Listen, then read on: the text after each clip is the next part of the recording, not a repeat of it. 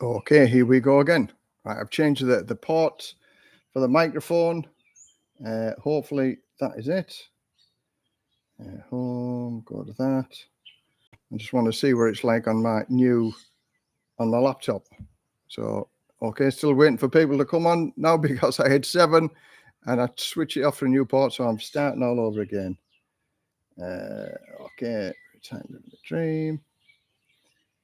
Manage videos. Okay. Okay, we've got one person in. Lots better. Okay, so that's lots better. Thank loud and clear, Les. Oh, that sounds good to me. Okay.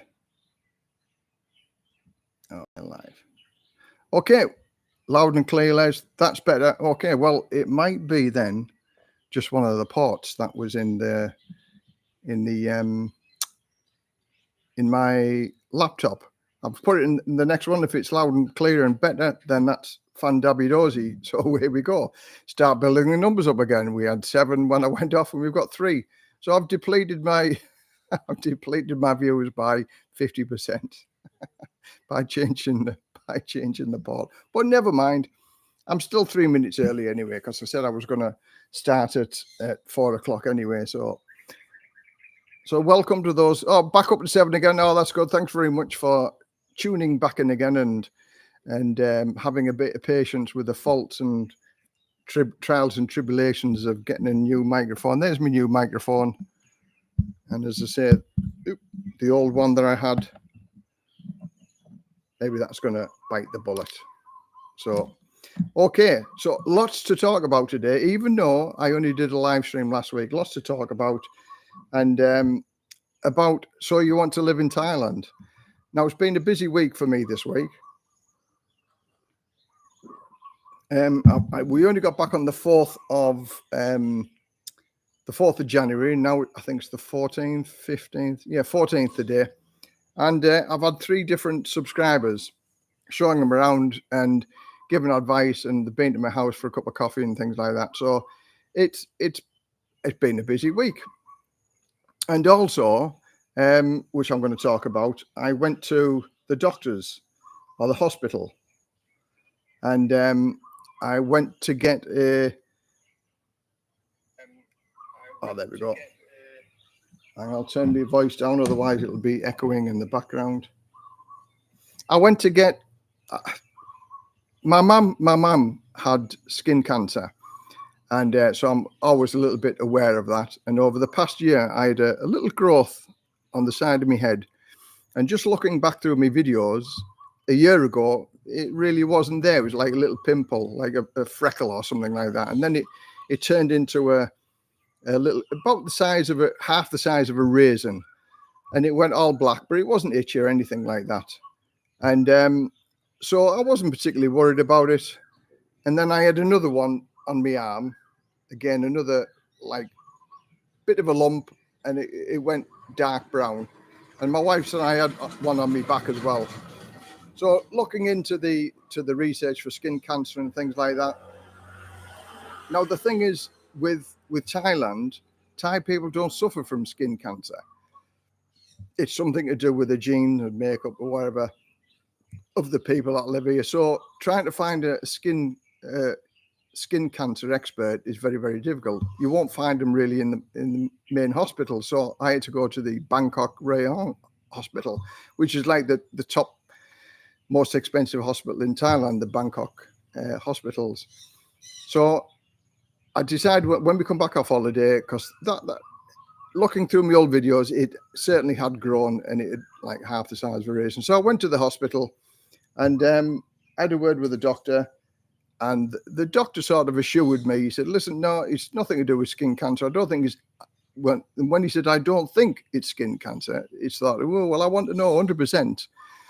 And he said, well, we can remove it by lasering, or we can take a skin graft or shave it off, and then we can send the skin away for a biopsy. And I said, that's what I want. So I'll do that. And it was sort of a case of, well, I don't care how much it costs, because I want to be 100% certain in my mind, because my mother had skin cancer, and I wanted to be 100% certain in my own mind that everything was okay. So what I did, he took the scrapings off this one and off my arm and the one on my back. and I actually get the results back on Tuesday. But how much do you think it cost to go to see a skin doctor or skin specialist doctor in the Bangkok Rayong Hospital? And I'm going to give you the prices. I'm going to give you the breakdown as to actually how much it cost me. Because for those people who are interested with regard to medical costs in Thailand, and I always share these, and I've shared a couple of the others about my wife going to the hospital and my friend going to the hospital and one thing and another. So this is my first time at the most expensive hospital. Now, before I give you the prices of what it cost me, if I'd gone to my home, England, the doctor first, then he would have referred me to go and see a specialist, which might have taken 4, 5, 6 weeks, but who knows how long it would have taken. Because at the end of the day, there's like 7 million people on the waiting list. So that's an anomaly. I wouldn't know how long it'd take. And then to go and have it checked by the doctor, and then maybe he's taken the graft of it away. Who knows how long that would have taken? I might have had to go back. It's an unknown type of thing. But when I went to the Bangkok Rayong Hospital, I was in and out in 3 hours. And they've sent the skin samples away for inspection, and they said the results will be back on Tuesday. So hopefully on Tuesday, I'll get the results to say that everything was okay. Now, I was 80% happy with the fact that the doctor said, I don't think, it's skin cancer. But I want to be 100% certain, because in countries with skin cancers, the doctors know exactly what they're looking for. But in Thailand, because skin cancer is rare, they maybe don't have that experience. That's what I read on the internet and Googled when I Googled it, as far as looking for a doctor in Thailand, and everything appears to be okay. So the cost, here we go. Right, for the medication, I got a little tube of cream to rub on there and my arm, and that was 630 baht. That was actually more expensive than to see the doctor. And the medical supplies, in other words, because I got an injection to numb the area, and some machine that hoovered up any loose fragments. It was just like a hoover. That was 1,390. And the investigation to send the skin samples off to go and get looked at was 1,780 baht. As I say, so there was 3 different skin samples, and they all went in a separate, so he knows where each sample come from. And the nursing midwifery, because I went into the skin specialist, so there was the doctor and then there was the nurse, but it's under midwifery charge. In other words, she prepared all the stuff for the doctor, so that was 500 baht for her to do that. And the package medical charge, in other words, that's the person who receives you at the information desk and writes your information down and sends you on to the next person. That was 200 baht. The physician evaluation, 500 baht to see a doctor in the top hospital in Thailand. 500 baht to see a doctor. And the physician procedure fee, in other words, he came in and he injected each area and shaved it off and then put them in a jar. That was 2,500 baht for him to do that. 10 minutes work, and that was it. So all in total, that came to 7,500 baht for him to do all of them tests and send it away. So I've got to go and see him again on Tuesday, and I get the results. So that's going to cost me at least another 1,000 baht. There's nothing to do. He's just going to have a look at it. He's going to give me the results, and fingers crossed everything should be okay. And I think it was. I was quite assured that he knows what he's talking about, especially working in the top class hospital. But you never know. So the reason why I'm going to do a video on it anyway about this, the whole procedure of it all. But the reason why Bangkok Hospital is so expensive, it's pure and utter luxury. The staff behind the desk are beautifully dressed, like out of a 5-star hotel. The nurses are immaculately dressed. The doctors, everything's spotlessly clean. In the main waiting room, you sit on big leather chairs. You know, none of these thin plastic seats or anything like that. Big, comfortable chairs. There's a Starbucks inside the hospital. There's like eating places, just like high-so cakes and biscuits, which I find quite strange in hospitals that are selling fatty products. You know, and outside the heart investigation unit was Dunkin' Donuts. So if you found you'd be okay, your heart's okay, you can go and have a Dunkin' Donut. So anyway, so that was my trip to the hospital, to the Bangkok Rayong Hospital, the most expensive hospital in Thailand. 7,500 baht. Leave your comments in here. Do you think that was too expensive? 7,500. What's that? 150. About 170 pounds. In and out in 3 hours, and I get the results a week later. None of this waiting around. How much would that cost in England if you had to go private? I don't know. But I think it was worth the money for peace of mind. I mean, it's gone now. I mean, if you have a look on some of my videos, you'll see a lump there, and it became like the size of a raisin. So for peace of mind, I think it was well worth it. And, you know, I went to the doctors, and catching it early is always good for you. It's like everything else. I'm looking forward to catching up with you when I get back, and I'll be living in Jomtien, and I'll give you a call so we can catch up. Yeah, fantastic. You know, as I say, I've had 3 subscribers here this week, and I picked a couple up this morning, showed them around.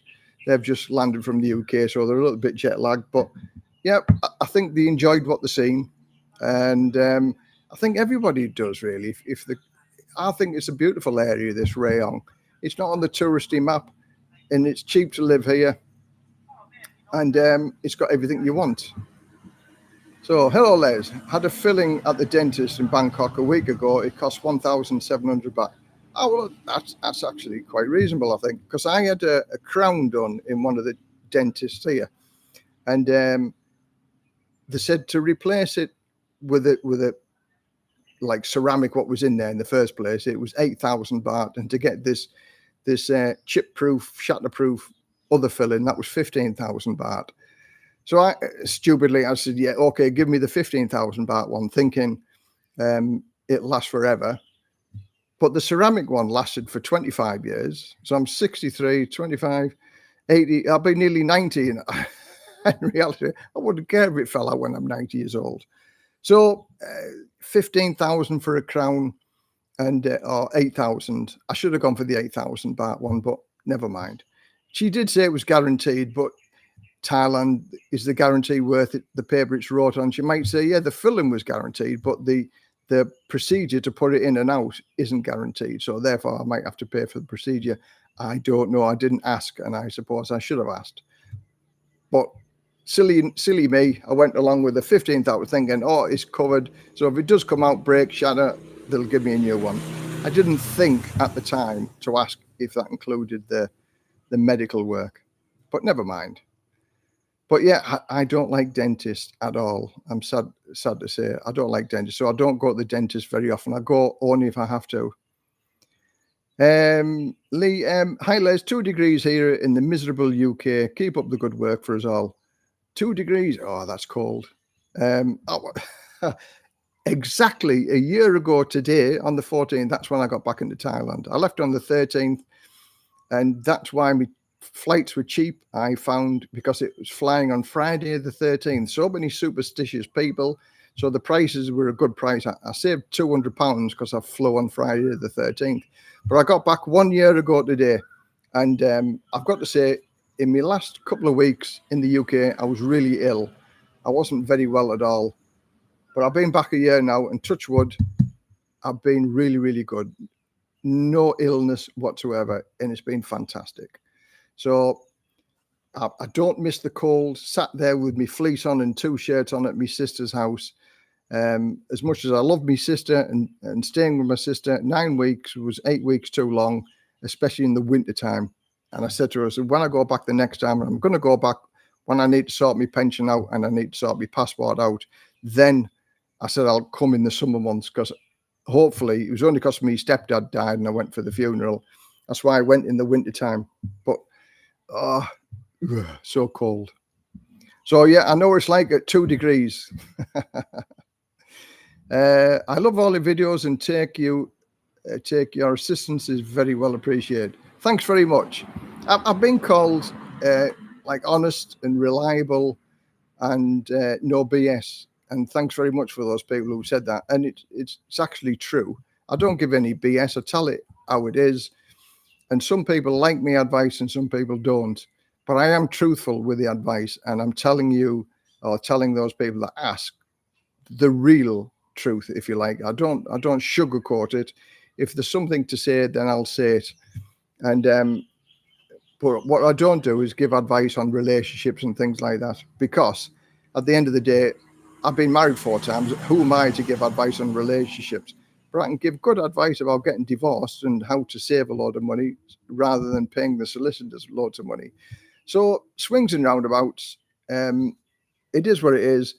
But I've lived here now for 12 years, so I know a little bit about living in Thailand and how to get around and how to work the system, if you like. All 100% legal. I never ever do anything illegal here, because it's a place I don't want to get thrown out of, and I'll abide by the law. Liam, that was from Lee. Oh, sorry, Lee. So, okay, I love all your videos and assistance. Blah, blah, blah. I think it's called biopsy. Fingers crossed, I'm sure they will come back negative. I had similar with a pea-sized growth inside my lip as a kid. Yeah, it's just one of them things. Now, my dad died of a heart attack, and my mother had something wrong with one of her heart valves. So hereditary, something like that, word like that. It's a big word. I don't say big words very often.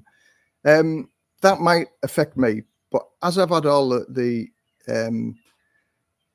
X-rays and things like that and heart checkups, they've never found anything. So hopefully, touch wood, long may I live for without heart conditions.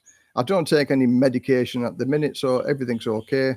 My blood pressure is always on the high side of normal, but that's been like that all my life. I'm a little bit chunky now, so I'm back on my keto diet to lose a little bit of weight, to get back down to a reasonable weight, because I was 118 kilos and I want to stay around 100 or 95. 90 would be better, but we'll see how we go. I like my food. You will always get negative feedback from negative people. Exactly. I stay away from negative people. You can pick and choose your friends here. And I have picked and choose some of my friends here, and I've sort of been friendly to some people, and in the back of my mind, I'm thinking, you're taking the P out of this, like, you know, and just being negative. And I tell people that if they're negative, please don't come round and bother me.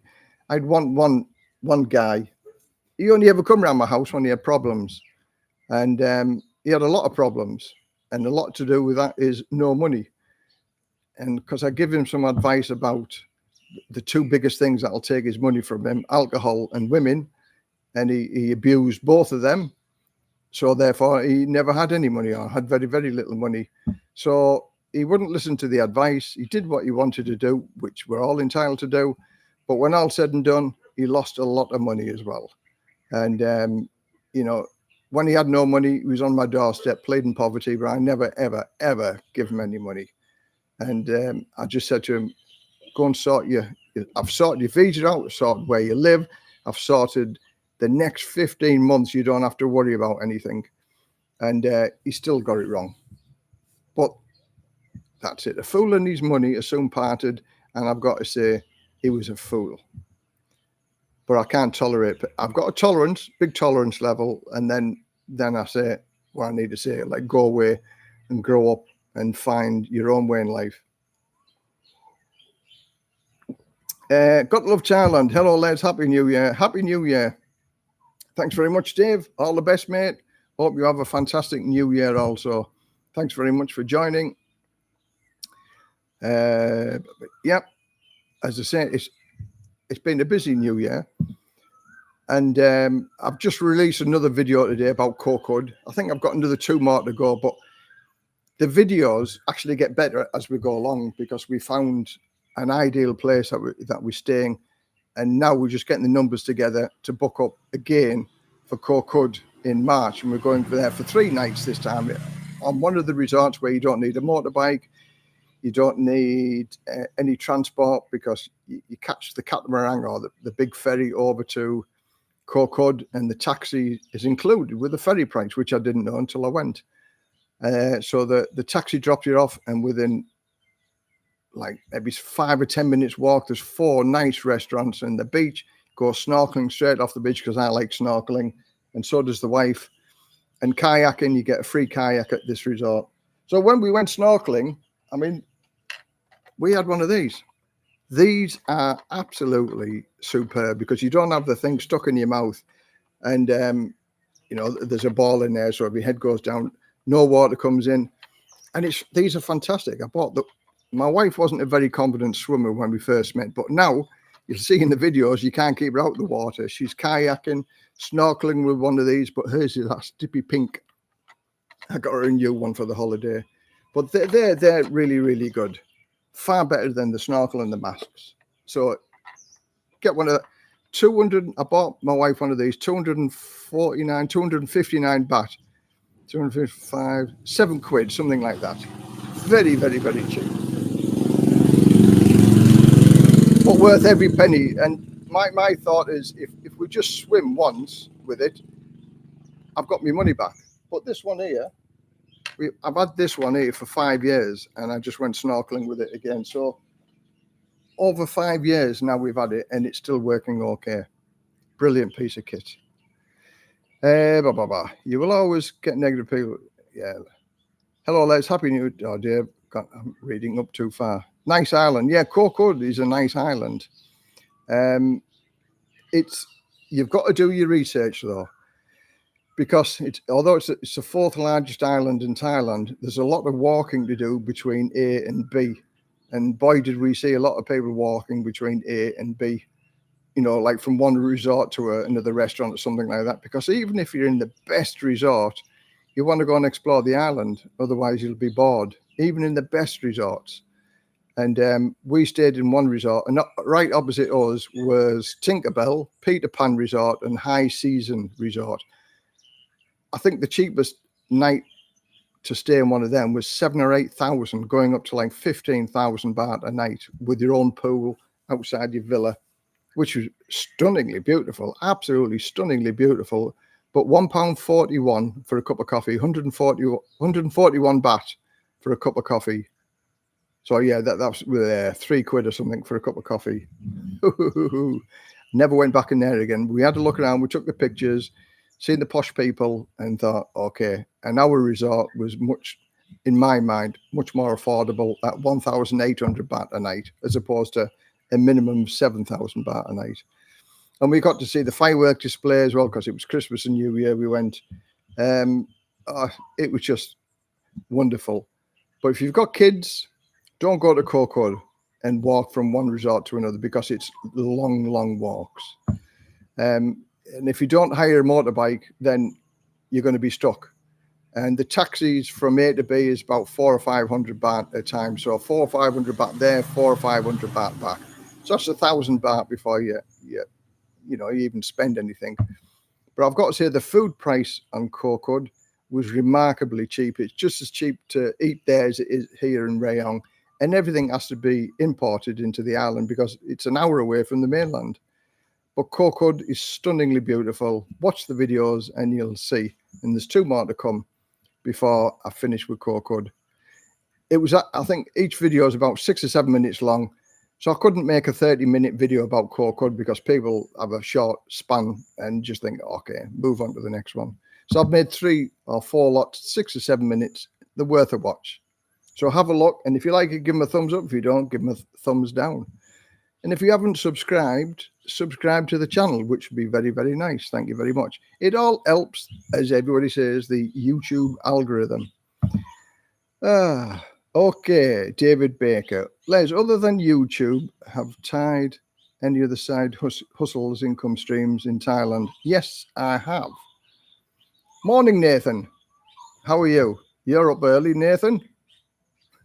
Nathan's my cousin. Yes, I did a video about that, how to earn $3,000 a week. And it was a bit of a clickbaity one, yes, but in the very first minute or 2 minutes, I've said, not, because side hustles working in Thailand online. Everybody says you can earn 2, 3, 4, 6-figure numbers working online. Now, I've tried a lot of things over the past year. I'm not the cleverest person on the computer, but I'm certainly not the worst either. And I've tried quite a few things. And the 2 things I'm doing now is a faceless YouTube channel, which I said I'm going to give it a year, and then I'll give everybody the results afterwards. And I left a link on the last one, but I can't think of what it was. I can't leave a link on it because I haven't wrote it down. And then the other one, I opened up an Etsy shop selling cards and T-shirts and mugs and things like that. And then, I make these T-shirts, retired and living the dream. And I sold a few to Canada and America. And then I actually let the customers down because to post it from here to Canada, it was £13 to post this T-shirt, one like this. And the T-shirt was £20 altogether. So by the time I paid for the T-shirt, the printing, the postage, I think I made about £1.50. So I just said, that's not going to work.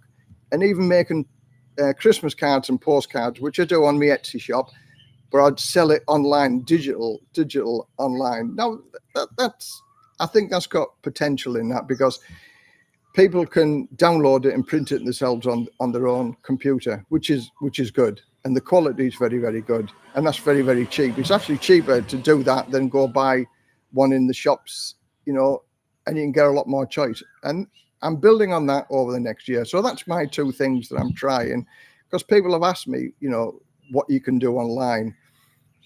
Now, the most I've ever paid to learn something was $600. But I only actually subscribed to channels that if I didn't feel it was value, I could get my money back. And I've got to say that the guy who charged me $600 paid me back the following day after I asked for my money back. But that was the most expensive. And I paid $10 for something, and it took me 3 months to get me $10 back, even though he offered a money back guarantee. So I'm sorry to say, there isn't any easy answer with regard to earning money here online in Thailand. There are plenty of people who will tell you it's easy, but once you get through all the waffle, there'll be some catch in it. I'll pay me $400 and I'll tell you the secret on how to make money online. But I can't guarantee you're going to make it, but I'll tell you how to make it. Now, all that information is already available on YouTube, and all they're doing, they're picking the information off that other people have said and said you can earn money doing this. But actually, I've not found one person who backs it up and says, this is what I do, blah, blah, blah, blah. Because they come, well, I'm not going to show you my channel, because if I showed everybody my channel, everybody compete because they think they're going to make a lot of money, and I will suffer. So they don't actually tell you exactly what they're doing. So that was a long answer, wasn't it, for such a quick question. But sorry, I don't have the answers for working online. I'm looking into a couple, and this time next year I'll report on how good or bad they did. I mean, me channel for scary stories, and that's like a faceless channel. Each video takes me 2.5 hours to make, and I've produced over 30 videos now, and I'm still less than 18 subscribers, and that's been going for 2 months now.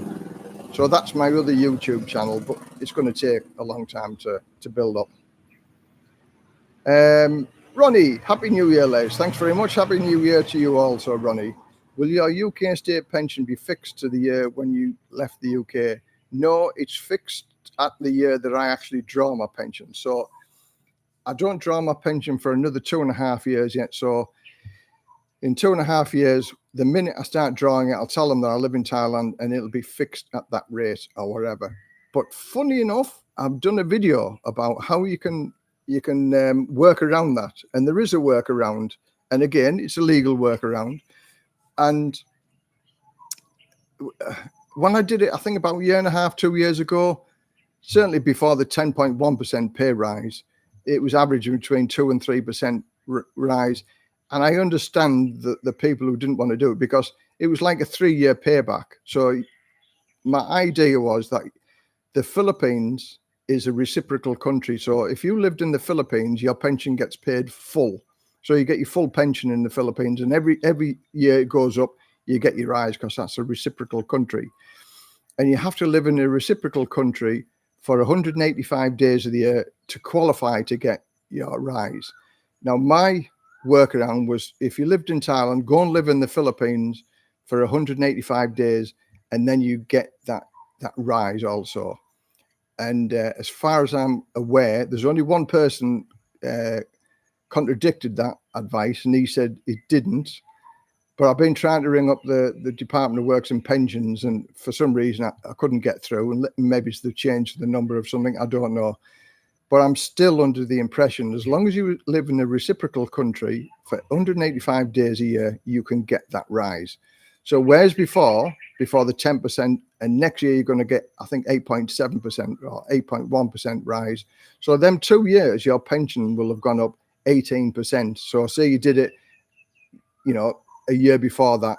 So altogether, round the figures up to 20%, your payback time is only going to be 18 months now. So in other words, if you don't do it, you're losing all of that money. But if you do it, it's going to cost you some money to go to the Philippines and go through the procedures to stay there 185 days. But after 18 months, anything after that, the payment is on your favor. So in reality, the government are paying you to go on a holiday with your money, so you can claim the money back off the government. And if you're clever enough to do it, you can actually get a lot of rises in a short space of time. Now, you have to live in a reciprocal country for 185 days from a financial year to financial year, like April the 6th to April the 5th. So you can't do it over 3 months prior to the new pension payment and 3 months after. It has to be in that one financial April to April. But there's other reciprocal countries. If you write to the Department of Works and Pensions side of thing, they'll tell you what reciprocal countries are. And there's quite a few of them. And offhand, the only ones I can think of is Turkey and the Philippines. Because I even looked at it, like, well, the Philippines, because there is something with not pensions,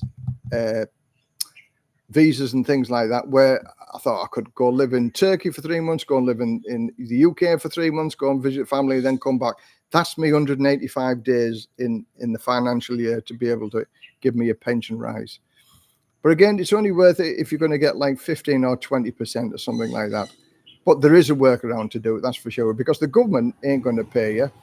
There's over 500,000 pensioners are suffering from the government's rule, it's a 70-year-old rule, and they ain't going to change it because it means paying more people their true pension. You paid into it, so why shouldn't you be able to claim it? But if you live in the wrong country, they'll stop it. Sad, isn't it? But that's the UK for you. But I'm not going to whinge and moan on about the UK today, because it's a happy day today. Hi, Les. Hope you had a great trip. You spent 3 days in Bangkok, now in Chiang Mai. Absolutely loving the whole thing. Thanks for your videos, Philip. Newcastle-under-Lyme. All right. Thanks very much, Philip. Chiang Mai, is that a bit smoky at the present? There's a friend of mine who's just gone up to Chiang Mai, and he's coming down here to escape the smoke. He said it's a bit polluted up there at the minute. I know it's during the burning season, and a lot of people complain about the burning season being about 3 months type thing, that the air quality is very poor. I know they were saying in Bangkok the other day that the air pollution was very, very bad. So I say Thailand has its problems as well, but with touch wood, I think the area that we live in is okay. It's acceptable. It's not really polluted. The air looks pretty clear to me, and there's no haze when I look all the way around. So, yeah. So again, is it polluted in Chiang Mai at the minute? Montana's Thailand retirement. Hi, Les. Can I rent a 2-bedroom house for no more than 8,000 for a year lease? 8,000. I think you might be struggling. It might be 10. You might get one for 10, but I know you can get a 1-bedroom one for 8,000. Uh, yeah, our landlady does have one for 8,000, and it's quite nice as well, but that's rented. And I think you find that them cheaper houses go very, very quickly. You know, they're only maybe on the market for a week or two. I know my landlady, she's got about 10 houses around where we live, and basically 2 or 3 weeks and they're gone very, very quick. But you get good value with the houses. But there's a 2-bedroomed, I showed a couple today, just around the corner from where we live, 2-bedroom bungalow, nice sized bungalow with a communal pool, and that's 10,000 baht a month. It's very, very nice. But again, you do need transport if you live in the area where I live.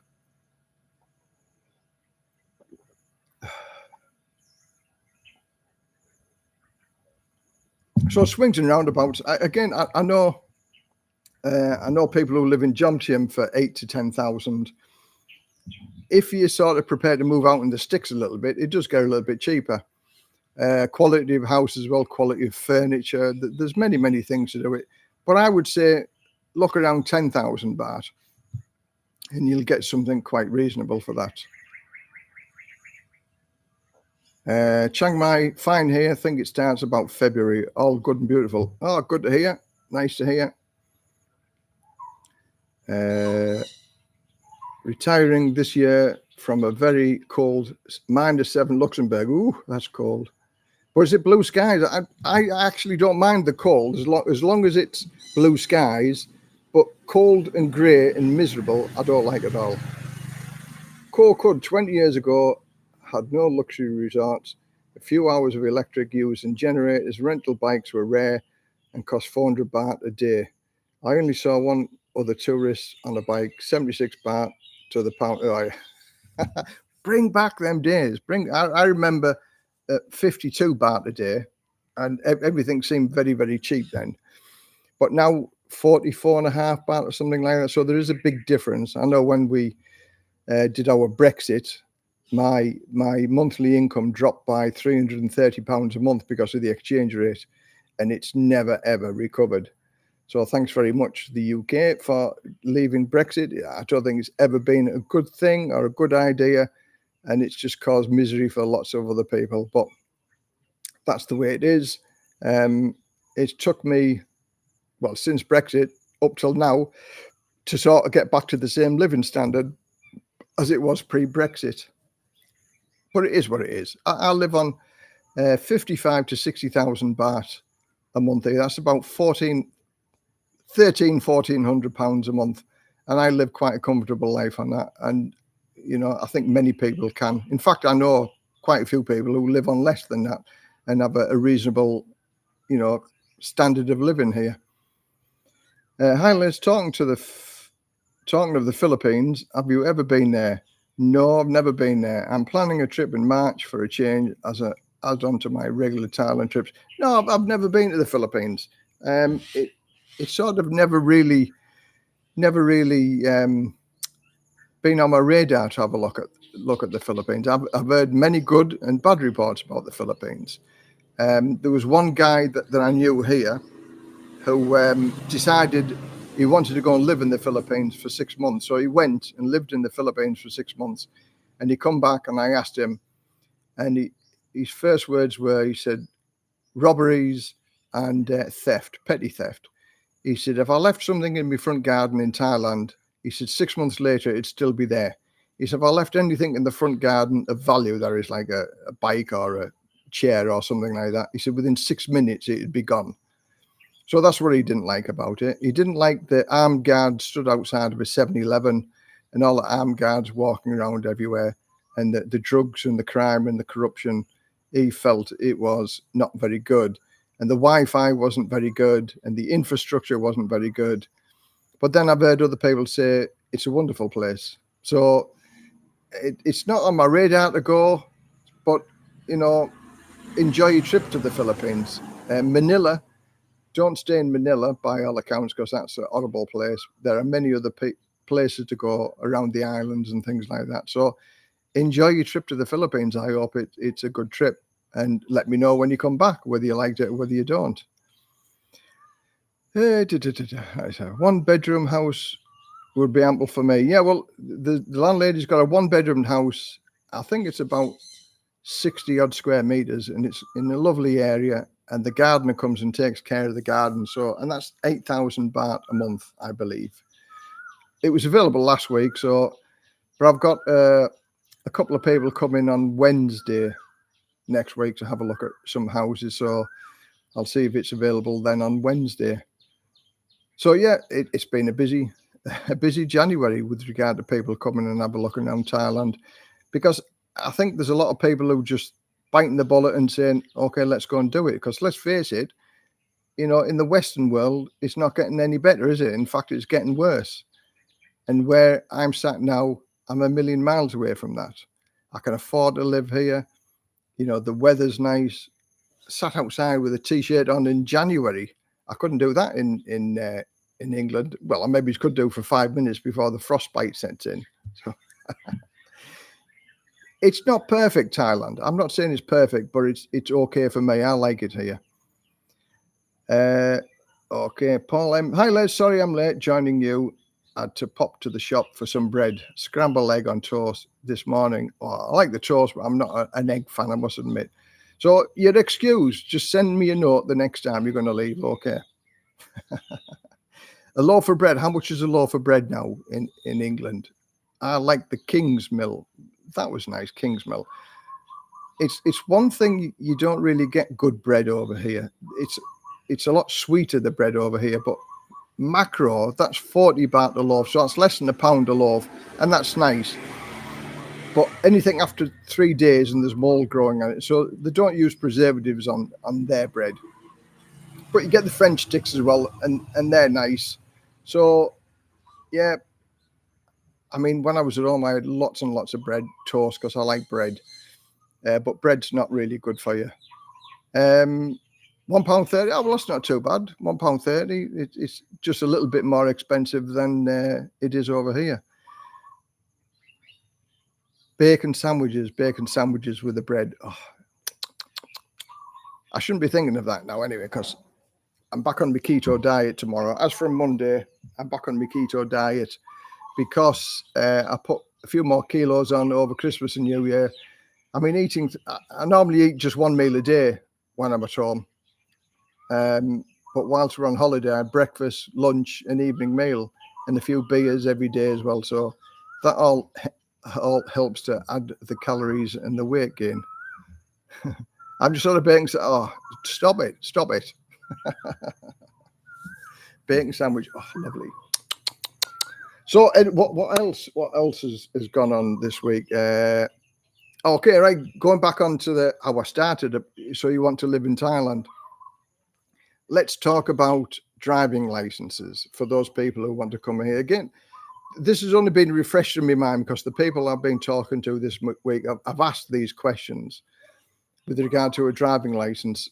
Now, a driving license is very, very important if you're going to be driving either a motorbike or a car in this country, because if you come to this country, you need an international driver's license, because even if you have a UK license, American license, Australian license, or whatever, you need that other piece of paper to say it's an international driver's license. And they usually last between 1 year and 5 years. Different countries give different times. But if you're living here full time, go and get a Thai driver's license. Your first license that gets issued lasts for 2 years, and then after that you need to renew it every 5 years. Now, a friend of mine has just totally forgot about it, and his car and his motorbike licenses ran out at the same time. He was stopped by the police on his way because he drove from Khon Kaen down to here to see me, and the police stopped him, and they had a bit of a chat, and they said, "Oh, listen, on you go." So they let him off with it, which is very unusual, because usually it's a 500 baht fine for not having your license. So lucky him that he got away with it. But it's too much of a complication to get his license here. So he's going to wait until he goes back to Khon Kaen and get his license. But it's a simple thing. It maybe takes about half a day to get your driver's license if you've already got a driver's license. And to get your motorbike license, now, majority of people who don't have a motorbike license and drive a scooter over here, you do have to go through the tests and the video and the online test. So that can take anything from a day to 2 days to do. But again, if you do not have your driver's license and you have an accident, then your insurance is invalid. So it is important to make sure you've got all of them things, lined up to get when you come over here. Yeah, I want to get a Thai driving license. Yeah, for a car only. Again, if you've already got a license, it's not difficult to do. It's time consuming, like half a day to a full day. Hi Les, I'm staying in Hua Hin for 1 week before traveling to somewhere else. Do you suggest day trips to Cha-Am? I'll go to Cha-Am for a couple of days after Hua Hin. Now, Cha-Am, in my mind, is a poor version of Hua Hin. It's not as nice as Hua Hin. Hua Hin's beautiful, and it's very upmarket, and it's got the nighttime markets and things like that. But Cha-Am, it's much cheaper to live in Cha-Am than it is in Hua Hin, and it's got a massive long beach, and you've still got some lovely restaurants there. So it's not all bad. But as far as if you went to Cha-Am after you've been to Hua Hin, you'll be disappointed because it's not as beautiful as Hua Hin, that's for sure.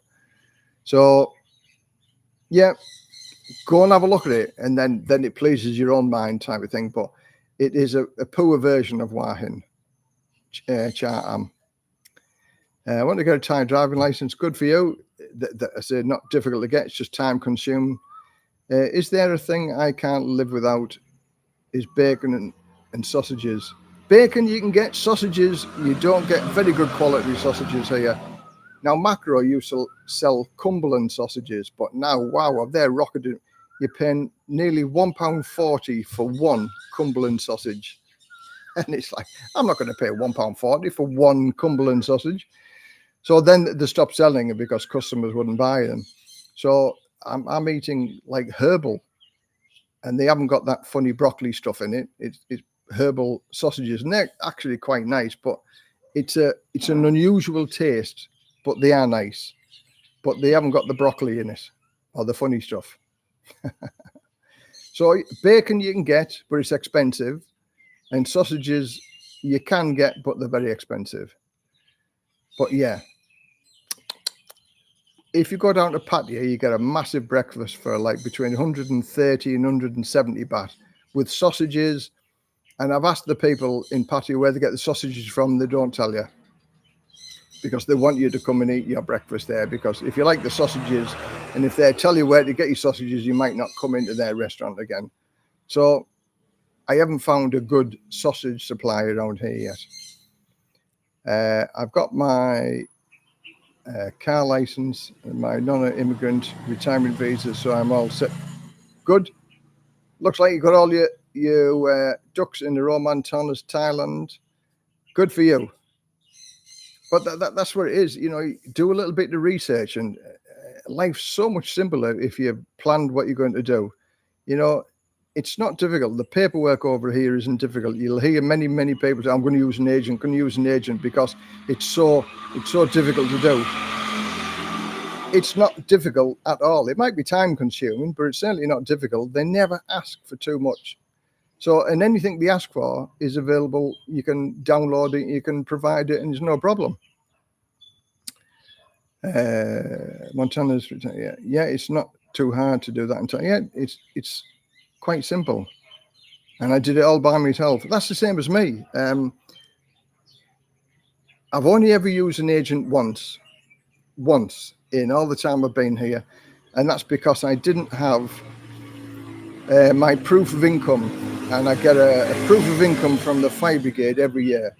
But this year, with 2 days to go before my visa was due, I hadn't received it, and they wouldn't email it to me because they said it's private and confidential. We'll post it to you. And so 2 days, and it didn't arrive. So I had to contact an agent and say, listen, I said, I haven't got my proof of income. Can you sort it out for us? So he charged me 15,000 baht to sort my visa out. I had all the paperwork and things like that. We didn't have to put money into the bank. It was just approve the proof of income. And unbeknown to me, he used last year's proof of income to go through the immigration department. So when I asked him about how he got round the system, he said, I used last year's proof of income. I said, well, could I have done that? He said, yeah. So I said, so I didn't need your services? No. But I paid 15,000 baht for him to use my proof of income from last year's pension. He said, because once you got a pension, he said, you're always going to get a pension. So he said, the likelihood of it stopping is very rare. So he said, they'll accept that. But he said, whether they would have accepted it from you, but he said, I can guarantee they'd accept it from me. He said, we don't know, do we? So that was the only time I used an agent, and my proof of income arrived on that morning and my pension. So that's the one and only time I've used an agent, and I do everything myself. We did have to use an agent to get married, me and my wife, because I tried to do everything myself there. And at the registry office, they wanted Ploy's parents to be there, and they wanted a translator to be there. And we tried 3 different ampers, and they kept saying all of these, no, you can't do it, no, you can't do that, no, you can't do that. So we eventually used an agent, paid them, because we did all the paperwork. We had everything in order, 5,000 baht. She signed the paperwork. This guy came in off a motorbike taxi. He signed the piece of paper. 10 minutes later, we were married, and that was it, registry office. And then we enjoyed a month in Bali. So there's ways and means around everything here in Thailand. And sometimes you have to put something in a little brown envelope, which helps grease the wheels of motion. Thanks, Les. You're welcome. Hi, speaking of cars, is car insurance in Thailand prices reasonable? Yeah, it's reasonable. My car is worth 310,000, so maybe that's about £7,000 in value for my car, and it cost me 6,500 baht, 6,120, about 140, 150 pounds for fully comprehensive, and that includes my bail bond. Now over here in Thailand, you have to have a bail bond. So if you've only got third-party insurance, that doesn't include bail bond. And what the bail bond is, so if you have an accident and they think you're at fault, they could put you in jail overnight until they sort things out. Whereas if you have a bail bond on your insurance, that ensures that there's a bond paid for you, so you're not kept in prison overnight, which is a little bit different to, I think that there's a similar thing in America, but in England, there's no such thing for that. So yes, 6,500, about 140, 150 pounds for fully comprehensive for my car. And that isn't for a main deal. If we have an accident, that goes to an approved garage to get fixed, not like a Nissan. My car's a Nissan, so it wouldn't go to a Nissan main dealer, but it would go through an insurance approved dealership, which I'm okay with that. If the insurance is going to sanction it, then it's going to be okay. It's going to be okay. Now, we had somebody stone chip the side of our car with a strimmer within 6 months of the car when we bought it. And we took it to a Nissan dealer, and my wife picked fault with it. It had 20 stone chips all the way along one side. And the price to respray the whole side of one car just about was only 5,000 baht, including one of the windows needed replacing. So 5,000 baht. And when we got it back from the garage, my wife picked fault, and there was like 4 stone chips that you could still see and feel. And there was definite, my wife's got sharp eyes, so she found them. So they took it back into the Nissan garage again and redid it. But we had to do without a car for 2 weeks. So swings and roundabouts really at the end of the day. So is a Nissan garage the best garage to get anything fixed? No. We were quite disappointed with Nissan, the fact that it didn't come out perfect. But since then, touch wood, we've only ever had one other little accident when we were at my wife's farm. Her son was trimming the grass, and he hit a stone, and a stone chip about that size hit the back of the bumper or the back of the tailgate, and it did put quite a big hole in it. And there's a guy round the corner from us that fixes and repairs cars, and my wife paid for it because it was her son that damaged it, and he filled the hole in and sprayed it. And for me, I know it's there. and I can see it a little bit, but I've asked other people and they can't see it. So 1,500 baht to get a stone chip or quite a deep hole fixed.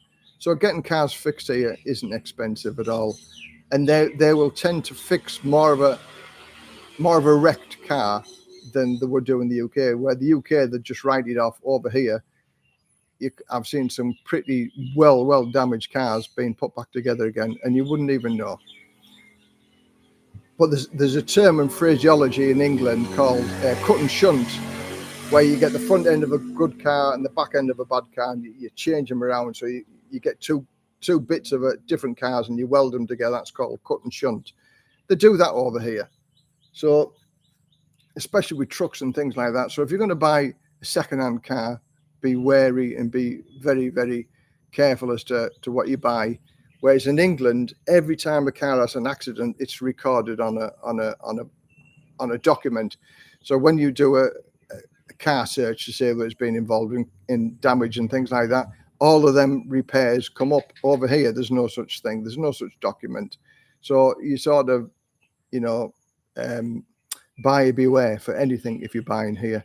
I would say if you can afford it, go and buy a brand new car, because the difference between a second-hand car and a new car isn't an awful lot of difference. Getting the finance as a foreigner is very, very difficult. You'd have to go through with your girlfriend or partner with regard to being able to do that. But that's a risk you take. But again, that was another long answer to a very short question, really. I hope everybody found that was useful and it works for them and it gives them the answers. Hey up, Les. How's it going? I'm down the allotment. It's a rare day. The sun is shining. Wow. I'm still waiting for my beetroot. I've been looking to the post every day, but the beetroot still hasn't got here. Maybe somebody else has stolen it. Maybe it's in the warehouse in Bangkok and they're eating their, I was going to say rhubarb. Oh, rhubarb as well. Rhubarb and custard. I like the allotment. I like gardening. We planted a few trees here now because we've done all the back area with regard to the water filtration system, and we've altered the garden. Now we've got banana trees, we've got fruit trees. My wife brought 3 banana trees from her farm up in Karat. So we've got 3 different flavors of bananas now.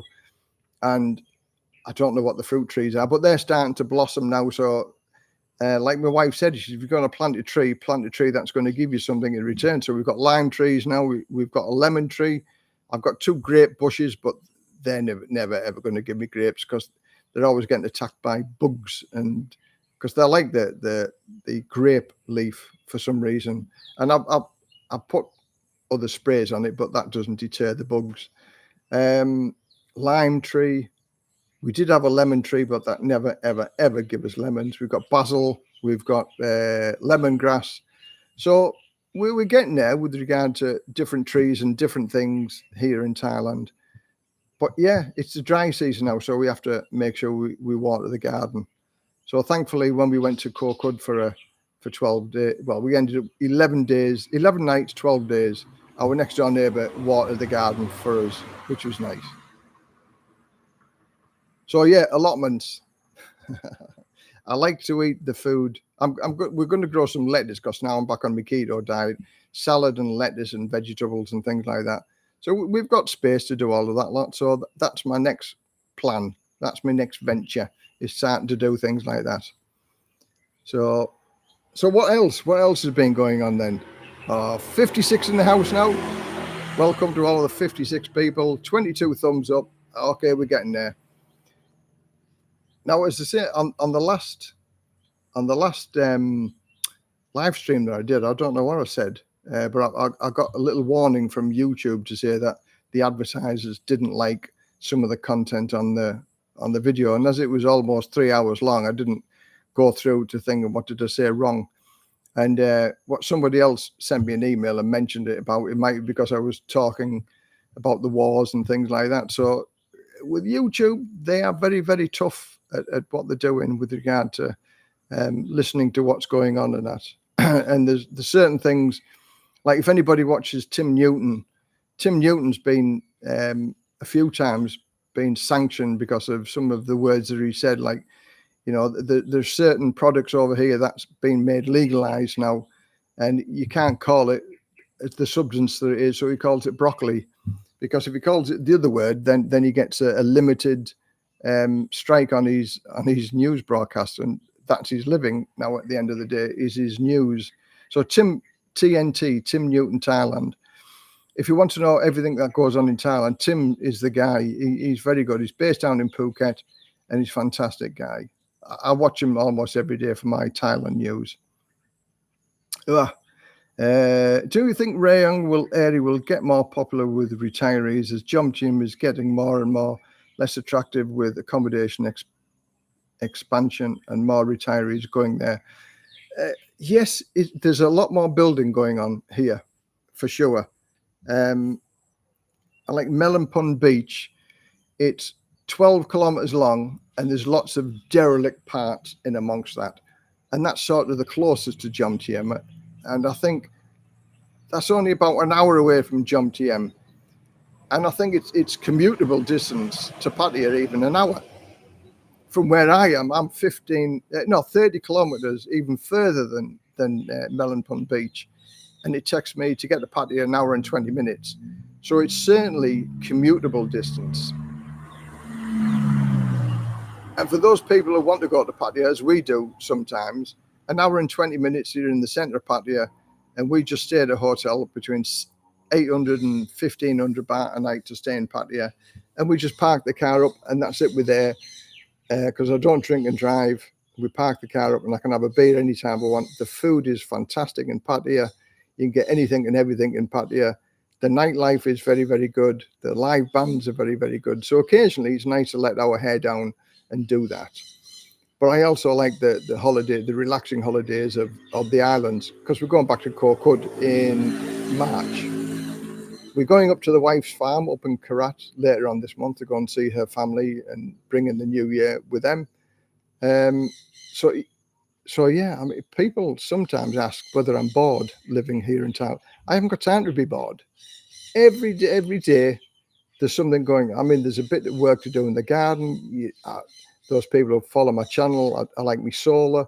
I like me, little bits of DIY around the house. So I'm always busy. I've never got time to just sit down and do nothing. A little bit of work to do on my new YouTube channel and my Etsy shop. So I'm never busy. So for those people who retire and hate being retired and think they've got to do something else, take up a new hobby, learn a new skill. You've got the time and the time and ability to be able to do it. So retirement is fantastic. I retired when I'm 50 and I've never regretted any single day of it. I love it. Retire as soon as you can, for as long as you can, when you can, because that's the only thing you can't buy is your time. And nobody knows how much time you've got. Everybody knows how much money they've got, but you never know how much time you have. So don't be OMY. OMY is the favorite saying that people, one more year, Les, and I'm going to be retired. One more year, Les. And then that one more year goes, and then it's the next year. Just one more year. And before you know it, then one more years add up to 10, and it's over. In Koh Kud, I did a video. We went for a walk down to this supposed to be a waterfall. Well, there had to be a mountain goat to go down and come back up. And I'm 63-year-old now. I'm a little bit overweight. My knees have put up with being overweight for donkey's years. So in reality, my knees are paying the price as well. And I struggled to get up and down these steps and the mountain goat traverse up and down. And it wasn't worth the walk either to go and see this piddle of a waterfall.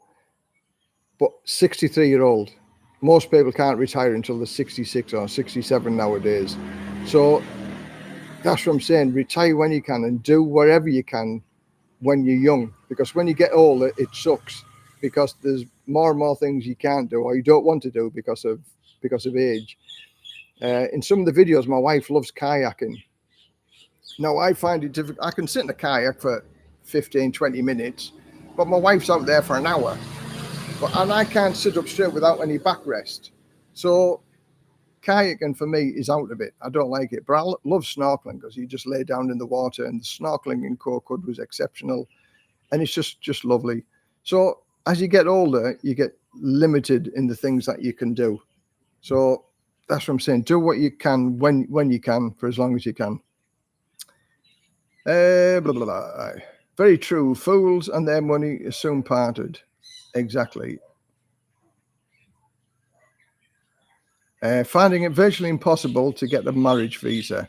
Last time went to the front desk of immigration, done all the paperwork, had to go and get photo updated. Main part, just ignore them. Marriage visas are hard to get, but not impossible.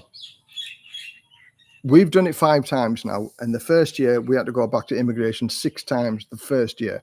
Second year, 5 times. Third year, maybe 4 or 3 times, something like that. And last year, we did it in one go. Because what I do, and this is what I suggest people to do, you get all the paperwork, you go down to immigration a week before or 2 weeks before it's due, and you show them all the paperwork, and you say, listen, I'm doing this in preparation, but in the back of your mind saying, I want you to stamp it now. But you go down and say, I just want to make sure I've got all the paperwork for you so we can submit it next week when we come back again. So we're already telling them we're going to come back next week. And then sometimes they may say, oh, okay, yeah, like they did this year. Okay, your paperwork's okay this year. And we're like, yeah, fantastic. But no, it wasn't perfect this year. And do you want me to tell you why it wasn't perfect this year? Because even though I give them a year's worth of bank statements, she said, at the end of the day, I want your bank book updated more often. Now we live 15 kilometers away from the bank, and we do everything online, so I don't have to walk into the bank. We use one ATM. I draw one lot of money out, and that does me for the whole month, and we pay everything else online. So I'm thinking, why do I need to get... So I said this, and my wife's like, shut up. And it's just like, yeah, okay, I'll go and get my bank book updated more often, even though you've got all the details in the year bank statements of every single transaction I've done. I'll go and get my bank book updated so you can just look at the bank book also. Crazy. And also, this is a big one. This will shock everybody as to how pedantic they are. Our landlady signed to say that we are living at this address and we're renting it from her, blah, blah, blah. And she signed it with a black ink. It should have been blue. So the immigration officer had to go up my wife saying, next year, make sure your landlady signs it in blue. I don't want to see it next year in black. And she pointed the finger, I don't want to see it next year in black ink. Okay. So then with the 2 things that we got pulled up this year, I didn't have my bank book updated as often as they wanted it. And the landlady signed the signature with black ink and not blue. But other years, they've asked for, there's a certain set of paperwork and you'll know all about them and you'll have given all the paperwork, but an immigration officer can ask for more. And a few years ago, she said, I want to see the electricity bill. And I'm saying, where does it say the electricity bill? She says, I want to see your electricity bill. But why? She's because I want to see it. She didn't speak English, but she was saying to my wife, and my wife's saying, so now I'm just like, shut up. My wife does all the arguing, all the conversation. But she wanted to see the electricity bill. And then the year after, she wanted to see the shenut of the house that we're living in, that it belonged to the landlady who was saying that we're renting it off her, which is well over and above the paperwork that they asked for. So just be patient. Basically, whatever the immigration asks for, just find it. It's not impossible, but I understand because I've been there, I've seen it, and I've got the T-shirt. So best of luck with your marriage visa. Okay. Give me retirement visa after waiting nearly an hour on Christmas Day and tips. Any tips? Give me retirement visa after waiting nearly an hour on Christmas Day. Yeah, well, Christmas Day, they're open here. Give me a retirement visa after waiting nearly an hour on Christmas Day. Any tips, Les? Thanks. Well, on getting a retirement visa, 15 minutes. It's either 800,000 baht in the bank, which is the easiest way of doing it, and it's the best way of doing it, or showing an income. But your 800,000 has to be in the bank 2 months before and 3 months after. That's the easiest way to get your retirement visa. Looking good for 63 years. Do you think so? Thanks very much. I feel good. You know, I don't feel 63-year-old, to be honest. And it's to do with this nice weather over here and the feeling of well-being over here. Christopher, hi Les, we just built our house in a village near Buriram. We are 3 weeks there without whilst on holiday. I think I would be bored living there full time. We are now looking for buying somewhere near Rayong. Yeah, my friend who's come down from Khon Kaen, he lives in the village. He's the only foreigner in the village, and he's finding that a bit of a struggle as well. He used to be a long distance lorry driver, so he was always away from home anyway. So, and because he was always away from home, he's used to being on the road and not tied in one place. But now he's retired, he's living in the house all the time, and he's just come down here for a week of sanity type of thing. He's been around my house for 3 days, and we've done a little bit of things. Now he's running a YouTube channel as well called Mixed Thai Travels. So for those people who want to have a look at somebody living in Khon Kaen, Mixed Thai Travels. He's from like the Sheffield area of the UK, and he goes all over the place. He's just come back from Vietnam doing his vlogs type of thing, and he's got, I think, 349 subscribers. So have a look at Mixed Thai Travels and give him a thumbs up and tell him that Les sent you, and help him along his way as well, because he's a nice guy. Videos at the minute, but he's done lots of videos on Khon Kaen. So anybody that's thinking about living in Khon Kaen, he's done lots of videos. He's got a Honda ADV 150, which he talks about as well, and he's just bought a truck to be able to put his motorbike on and do a bit more traveling with his motorbike. That was quite funny because he did a video putting the motorbike on the truck. I mean, everybody's scared in case that motorbike falls off, you know. And so, no, Mixed Thai Travels, have a look at his channel and give him a thumbs up and say hi from Les. He's coming around here again tomorrow, so I'll tell him that I'm sending people over to Mixed Thai Travels as well for him to have a look. I'd plan to retire at 60 and will stick to that plan. Good for you. 60 is a good age number to retire. The UK sucks. I'd much rather be in Thailand as my wife is Thai. Why is marriage visa hard to get? It's just the paperwork. The marriage visa is much more difficult for the paperwork to do, but it has benefits. For me, it has benefits having the marriage visa, because I think in time, the rules will change with regard to retirement visa. For instance, the 800,000 baht money that you've got to have in the bank, there's been talk about that rising to 1.2 million. And again, that's a bit more of a problem. And the marriage visa might rise up to 600 or 800,000 in the bank. But I think for those people that are already on it, they'll be sort of grandfathered into it. So I'm sort of, looking at worst case scenario. I'm married anyway, so I married my wife because then when I curl my toes up and die, she's got my fire brigade pension for the rest of her life. Now, if we weren't married, I've got nothing to leave her. I've got nothing to give her, because if we weren't married, she wouldn't get my fire brigade pension, and she certainly wouldn't get my state pension. So marriage is a big thing over here, but it gives security to your wife also. So the marriage visa, you need to show that you're still married every year by getting the car or two from the Ampere, which is only 50 baht, but it means driving to the Ampere to get them to certify that you're still married. All of the paperwork that needs to be filled in, there's a bunch of paperwork to be filled in. And then the photographs of you around the house, outside the house, inside the house, near the address of your house. You've got to have a witness to say that they know, and they've known you for some time, and you've got to give them their ID card number. Then the immigration officer comes and visits you at the house. He takes photographs with you and another witness. Can't be the same witness, has to be a different witness at the house, inside the house, and by the address of the house. So for me, it's a lot of paperwork. It's a lot to do, but it's not impossible to do. And for me, it's 2 or 3 weeks of running around for getting different pieces of paperwork for 11 months of easy street living. So I'll work with that system. Now, retirement visa, if you've got the 800,000 or the 65,000 baht a month, you're 15 minutes in the office, and that's it. 15 minutes, 30 minutes, and you're in and out of there. So the retirement visa is a much easier visa. And I still know plenty of guys who are married who go through the retirement visa because it's much simpler to do. So best wishes on your retiring at 60.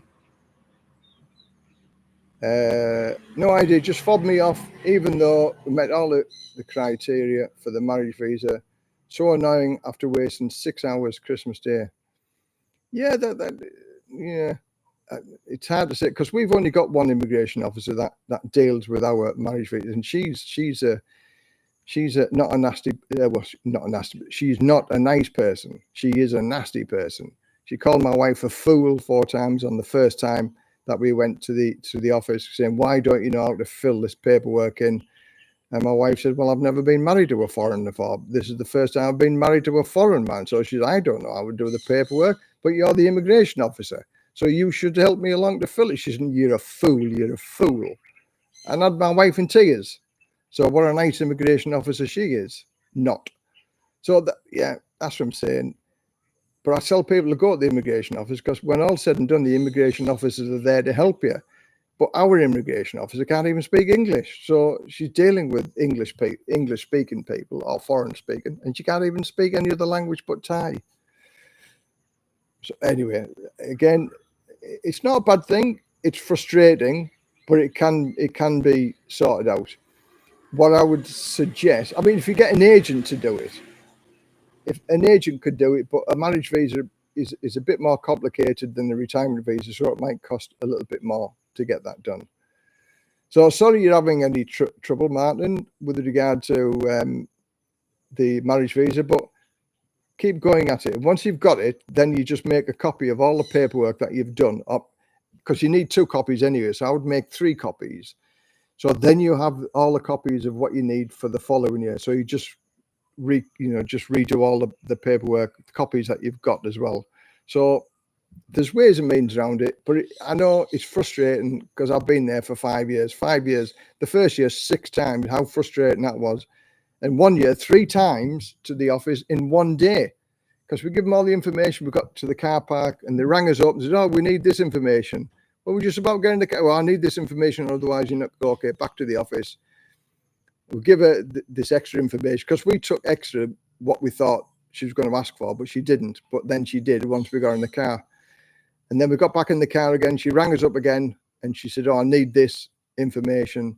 So we give her that information. And then she rang us up for a 3rd time and said, "I need a letter from the bank to guarantee that they've given you the statements." And we said, "We've already given you it." And she said, "No, you haven't." And we said, "Yes, we have." And she said, "No, you haven't." So we couldn't argue with her because she was always going to be right.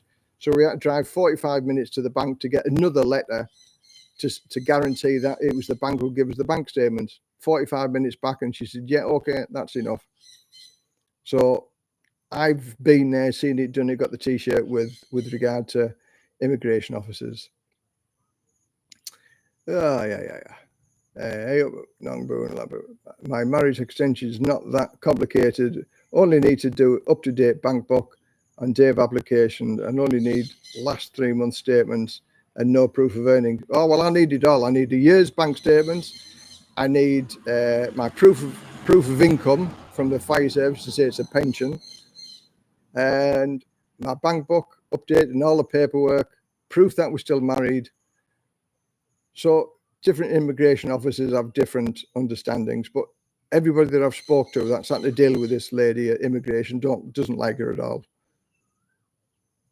Are you living proof after divorce you can survive? Oh, you are. You are proof that after divorce you can. Yeah, I did, and I've done a few videos on I've been divorced. This is my fourth marriage. I've been divorced 3 times. I've been through bankruptcy following divorce. It was a very expensive divorce.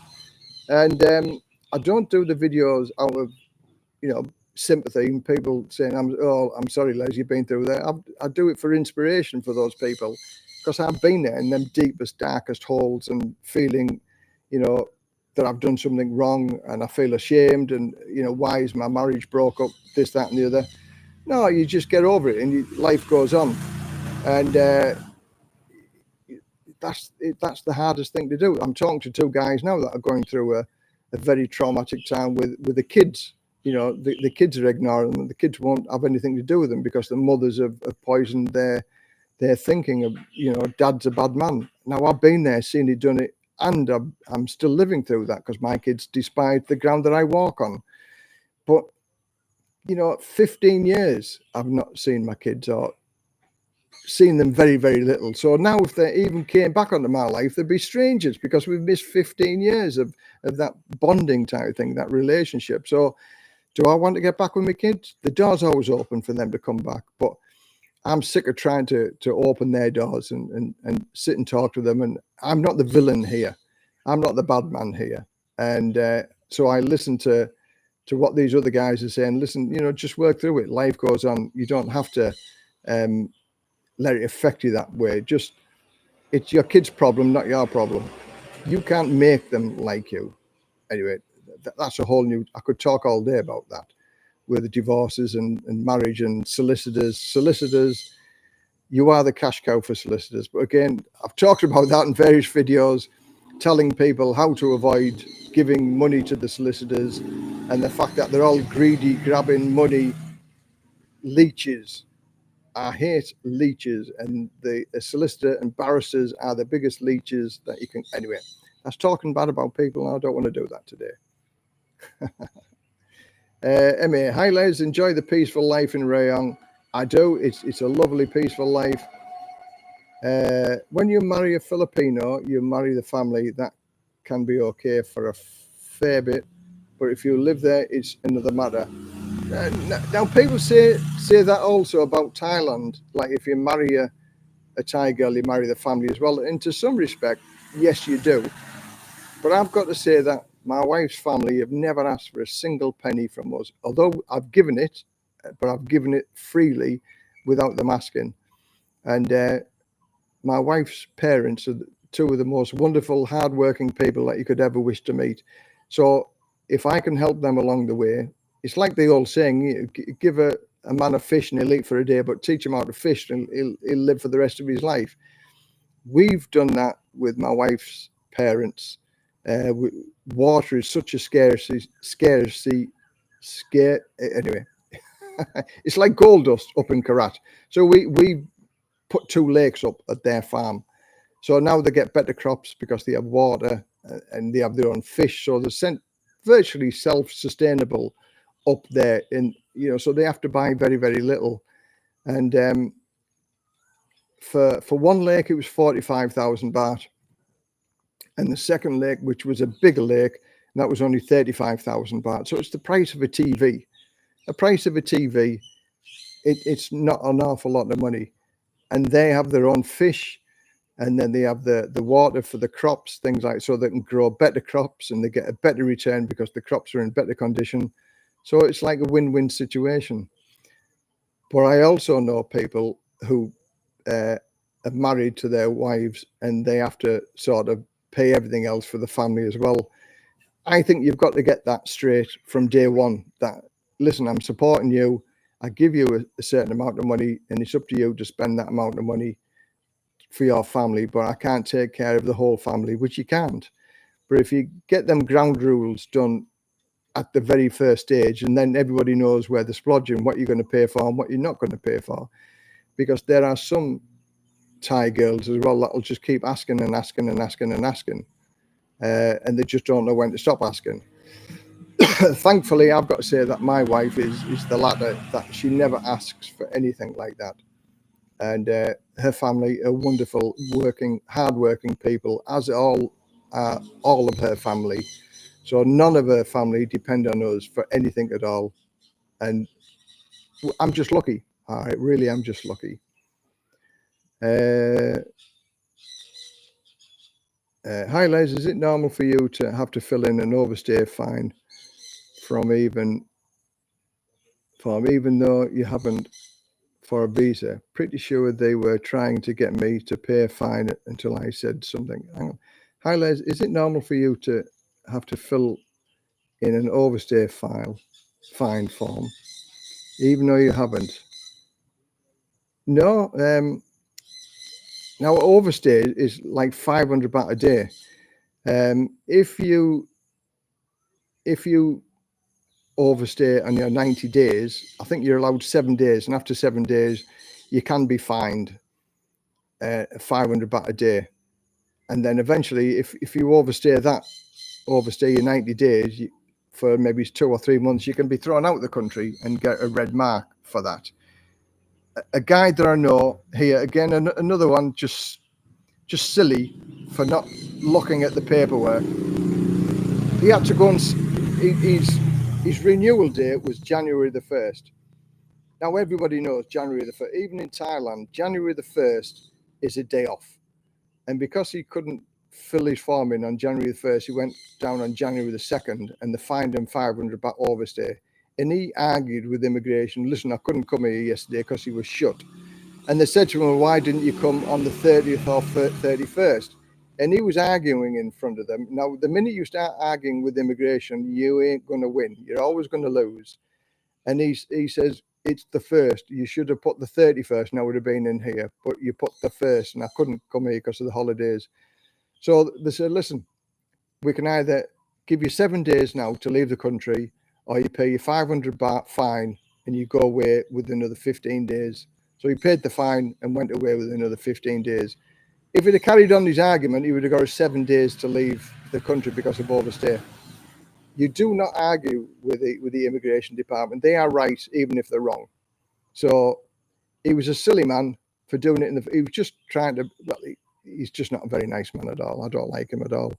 He's so, I am right. Yeah, Thailand should do this. Thailand should do that. Thailand should do that. No. So no, I've never had to fill a form in for overstay. I keep an eye on my forms to make sure that I'm well within my time. Dave Wordsworth, England is finished. I watched a Welsh chap who lives on £800 a month in Pattaya. Is that amount realistic? Yes, it is. I know a guy who lives on that amount of money here in Rayong, and he's a 75 years, and he's a bit of a ladies' man. He likes his ladies, but obviously on £800 a month, you're not going to get everything you want in life. But he's a bit of a drinker. He's a very, very sociable man. He's a nice man, and he goes around most of the bars. He has a couple of beers in each one of them, wherever. He's a very sociable man, and he has a lady friend that calls on him once a week. So for £800 a month, he has a good lifestyle here.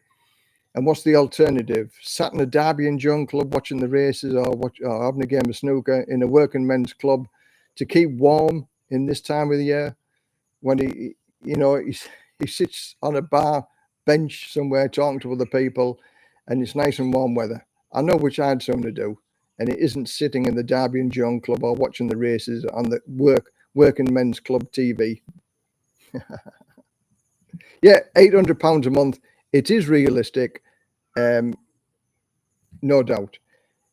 It's not going to be the best life, but even a bad day here is as good as a good day in the UK.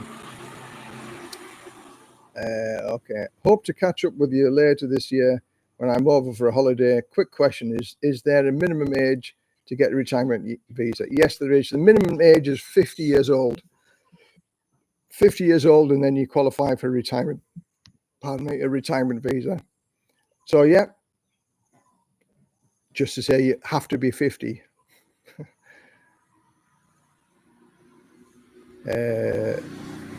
If they start to give the Brits a 90-day visa, does that mean that the 90 non-immigrant visa is null and void? To be honest, I don't know. Everybody that's sort of in the know and talking about this, thought that the 90-day visa would be out by now. It would have been out at Christmas time and New Year, because that sort of the peak holiday time here in Thailand was like December and January. But in reality, the Russians get 90 days. The Chinese have just been up from 15 to 30 days, as have the Indians. So everybody thought it was on the cards that all Europeans and Americas and Canadas and Australias and things like that were going to get a 90-day like the Russians. But that hasn't transpired yet. Because if they give the 90 days, that's going to attract a lot more people and spending money here. But nobody knows the reason why they haven't actually done it yet. It's sort of the shooting themselves in the foot. And also mentioning the tax problem over here. Now, I've been asked, I wish I had £1 for every time somebody's asked me about the tax, what's happening with the tax over here. Now, I'm not a tax expert, but I've watched many, many different vlogs and videos from YouTubers. And in reality, what I've got to say, and I don't know the answers, is that even the tax experts at the minute, as of today, the 14th of January, as of today, even the tax experts don't know what's happening. So if the tax experts don't know what's happening, no YouTuber is going to know what's happening either. And until the tax experts come out and say this is what's going to happen, everybody's just guessing. And I would go along with that. And the biggest reason why I think this has happened is that the Thai government have not got the income from the tourism that they thought they were going to get. So they're looking at all mechanisms on how to get extra money, as are the UK, as are the Americans, as are the Australians. They're looking at ways where they can claw money back. And what they did, there's many, many wealthy Thais have been avoiding paying tax. So that the Thai government cast their net to catch the rich and wealthy Thai people who are avoiding tax, but have captured all of us little fry also. So we're all in the same net as the big multi-people making thousands of baht and not paying tax on it. And it's just like, oops, what have we done? And it's just opened up a big, big discussion with regard to tax, and everybody's going to pay tax. Somebody said to me, you're going to end up paying 35% tax, 35% tax. Absolute rubbish. 35% tax is the maximum tax you pay as a wealthy person. That's the maximum. The beginning of the tax is only 10%. So on my little diddly pension, I don't even qualify for the 10% tax, let alone paying the 35% tax. So for those people who are casting, wild accusations and what's going to happen, cross that bridge when you come to it. I think the worst that we're ever going to have to do, and this is my penny's worth, the worst thing that we're going to have to do is show documentation, our P60, to say, this is what we paid in tax. I've paid tax on all the income that I've earned on my pension, and that's it. And we have a tax agreement with Thailand anyway, as do America, Australia, but they're all different. So it's going to be on individual cases. I've got nothing to fear about it. I already pay me tax on my income. So as far as I'm concerned, I've got nothing to fear or worry about. And I'm not worried about it. It'll happen when it happens. But as far as Thailand shooting themselves in the foot over this lot, is it going to put people off? By goodness it is. And it's put many, many people off because of the tax laws of what they could do. And I've watched at least 7 or 8 programs with regard to the tax. And in reality, they've talked to some of the Thailand's top tax experts. Nobody knows, not even the best qualified tax people. They all can say, well, I think this might happen. But thinking and happening is 2 different things. So just wait and see what happens, cross that bridge when you come to it, and let's see how we go from there. But it's not, I think 80% of the people that live here in Thailand have got nothing to fear from that. And I am in one of them 80%, and I'm not worried about it at all. The fastest route to lose your money, fall in love with a bar girl. I disagree with that. 100%. I know a few guys that are living and married to bar girls, and they're having a fantastic life. Not every bar girl is a bad girl at all. There are many horror stories here in Thailand, and I don't like focusing on the bad news in Thailand, because there's bad news everywhere. But in reality, the bad news sells newspapers, doesn't it? So I could give you 10 examples now of good stories with people, with bar girls, massage girls, and they're all happy stories because I've met the guys and I've talked to the guys and they're happily married or living with a partner that used to be bar girls in Thailand. So please don't paint all bar girls with the same brush. You know, don't challenge them unless you've walked in their shoes. You don't know the reasons why they're having to do what they're having to do. And there are many, many different reasons why the girls do what they're doing in Pattaya or Bangkok or every other place in the whole of Thailand. So it's not just Pattaya, it's everywhere in Thailand. So criticize them when you've walked in their shoes as to what they do. So not every bar girl is a bad bar girl. Yeah, for the 90 days, 14 days before and 7 days after. Correct, 100%. Yep. Stepdaughter getting married February. Son coming for wedding. Not seen him for nearly 3 years. Can't wait. Well, I hope the wedding goes well. As I said, you know, we got married in a registry office in Bangkok. It was no frills. You know, it really was. Probably the cheapest wedding I've ever had. And but we went to Bali for a month for our honeymoon because we didn't have a big lavish wedding type of thing, and the wife didn't want it anyway. And we spent the money that we'd spent on this big lavish wedding on us because we are the two important people who got married, not everybody else. We didn't feel that we needed to give everybody else free drink and alcohol and food for the day. You know, we had a bit of celebration when we got back. Everybody enjoyed it, and it was the cheapest wedding that I've ever been to for me. So, yeah, you don't have to make a big fuss about getting married. The reason I ask Les is because I'm going to apply for a marriage visa next month when I get there, and 90 days would make my life a lot easier. Yeah, I mean, 90 days, you can do 90 days online, so you don't have to go to the immigration office. And the 90 day, okay, I understand what you're saying now. Yeah, you can actually apply for O visa, a 90-day O visa from your home country, a 90-day O visa based on marriage, and you can get that back in your home country. So you've got it before you come here to Thailand. Where the motorbike goes by.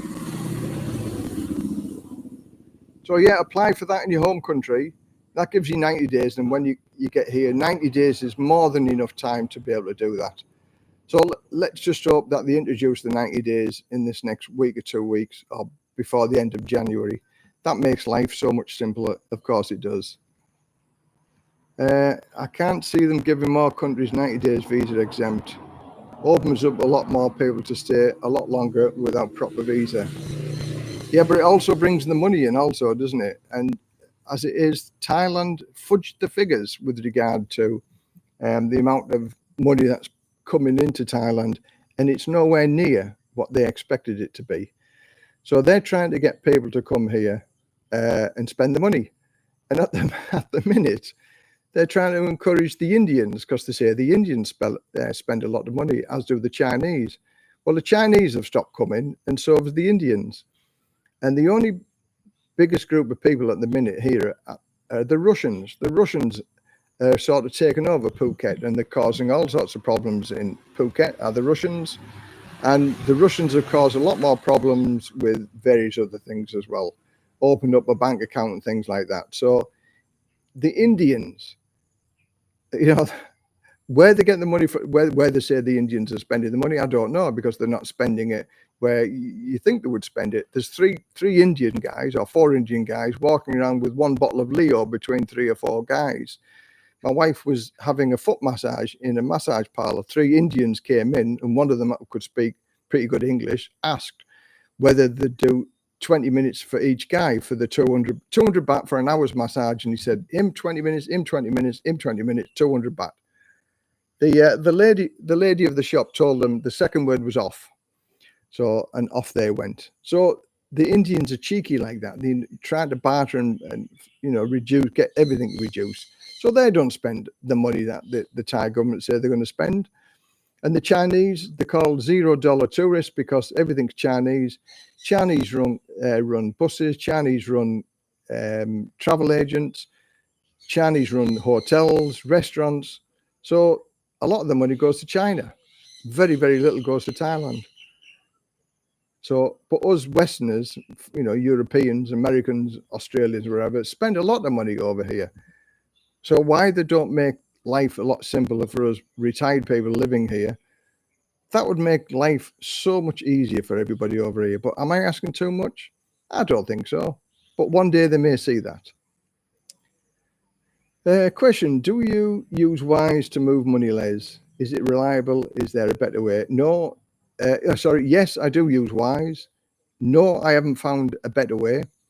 And for sending £1,400 from England to here, it cost me about just under £9 to send that amount of money. If I sent it through a bank transfer, it'd be near £40. So Wise is very good. The longest it takes is a day. The shortest it's taken is 6 seconds. I transfer everything over on the first of the month. So do a lot of other people. So it takes a day. So basically, at the beginning of the month or the end of the month, it can take a day to change over. And obviously, if it's the first is on a Saturday or a Sunday, it's going to be the third or the fourth before I get the money. So Wise is very good, very reliable.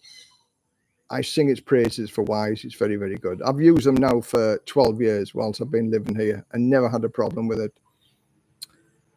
Paul, get a 60-day tourist visa or extend for 1 month at immigration. 2 months is plenty of time to get your visa in the country. Yeah, well, actually, a 90-day visa is a 60-day visa. It's funny, isn't it? You get a 90-day visa, but it's actually 60 days, and you have to extend the last 30 days. So technically, Paul, you're correct. Sorry, Ronnie, you're correct. It's a 90-day visa, but in reality, it's a 60-day with a 30-day extension. Yeah, 2 months is long enough to get everything sorted out for sure. So technically, you could do it on a 30-day tourist visa and then start the ball rolling the day after you get here. And you could do everything within the 60 days. You need 28 days on your visa or 28 days on your visa to open up a bank account and get your visa started. So if you get your ducks in a row, then you just contact the Thai embassy and just say, listen, this is what I want. What's the best way of doing it? And they'll give you the advice. Thai embassy in your home country.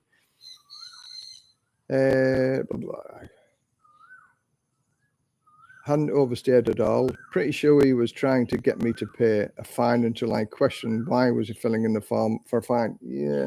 Well, where was this at? Was this at the immigration office or was it at the airport? Because usually the immigration officers, they're okay. You know, they have the discretion to charge it or not. And if you hadn't overstayed, then they can't do nothing about it. Les, it's a QA visa outside of Thailand, or a visa, or visa inside. No, it is an OA visa outside of Thailand. But if you're applying for going to apply for a marriage based on marriage, you can apply for an O visa based on marriage. So, and that's done at the London embassy, because that's what I did. But that was at Hull when I went back to the UK, because I went and got all my paperwork so I could do all the visas. So I applied for an O visa based on marriage in Thailand, and that gave me 90 days. For an OA visa, if anybody wants to apply for a 90-day OA visa outside of Thailand, then you have to show that you've got insurance of up to $100,000. So the OA visa is reducing in its appeal. So many people don't do that. I would say to anybody, don't apply for the OA visa. Come here on a 30-day, then extend it for 30 days, and then go and do a border run and do it that way, because that's much, much cheaper. Because if you get you don't have to show insurance. That's the main thing, like travel insurance, if you arrive here on a tourist visa. But you do have to show that you are going to leave the country. So by doing that, you just buy a cheap one-way ticket here, buy another cheap one-way ticket to Cambodia, Laos, Vietnam, or wherever, just to give you the proof of the immigration that you're going to have an exit route out of Thailand, and then just don't use the flight.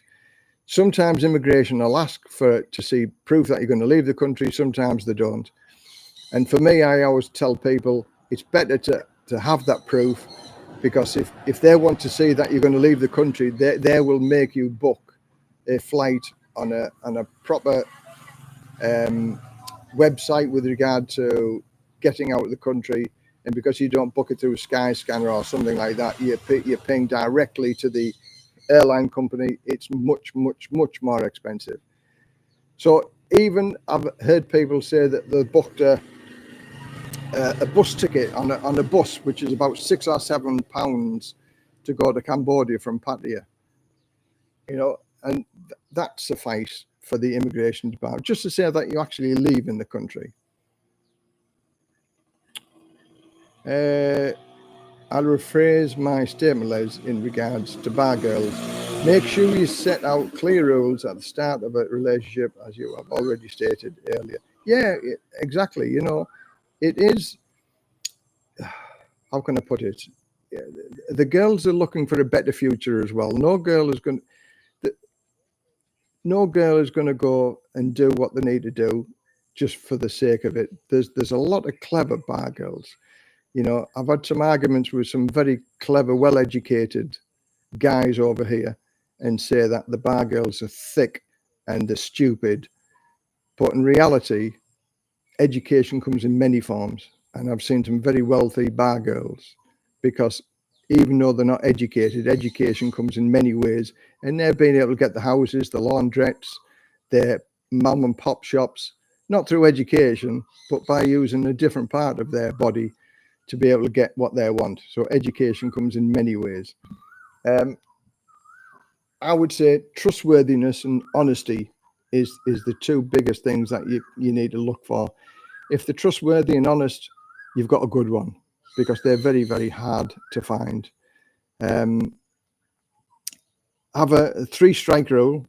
My friend told me that in the very, very early days. 3-strike rule is that the first time they do something wrong, or they have something that it's not quite right, it could be in your own mind thinking, overthinking too much. But the second time they do it, you're probably not wrong. And the third time they do it, just get shot and go and find somebody else. I've had that on one girlfriend. Beautiful, very nice, clever, intelligent, witty girl. She always had the phone with her. And then next thing, she took the phone into the bathroom. Why she took the phone into the bathroom? She was in there for 30 minutes. Couldn't hear her talk.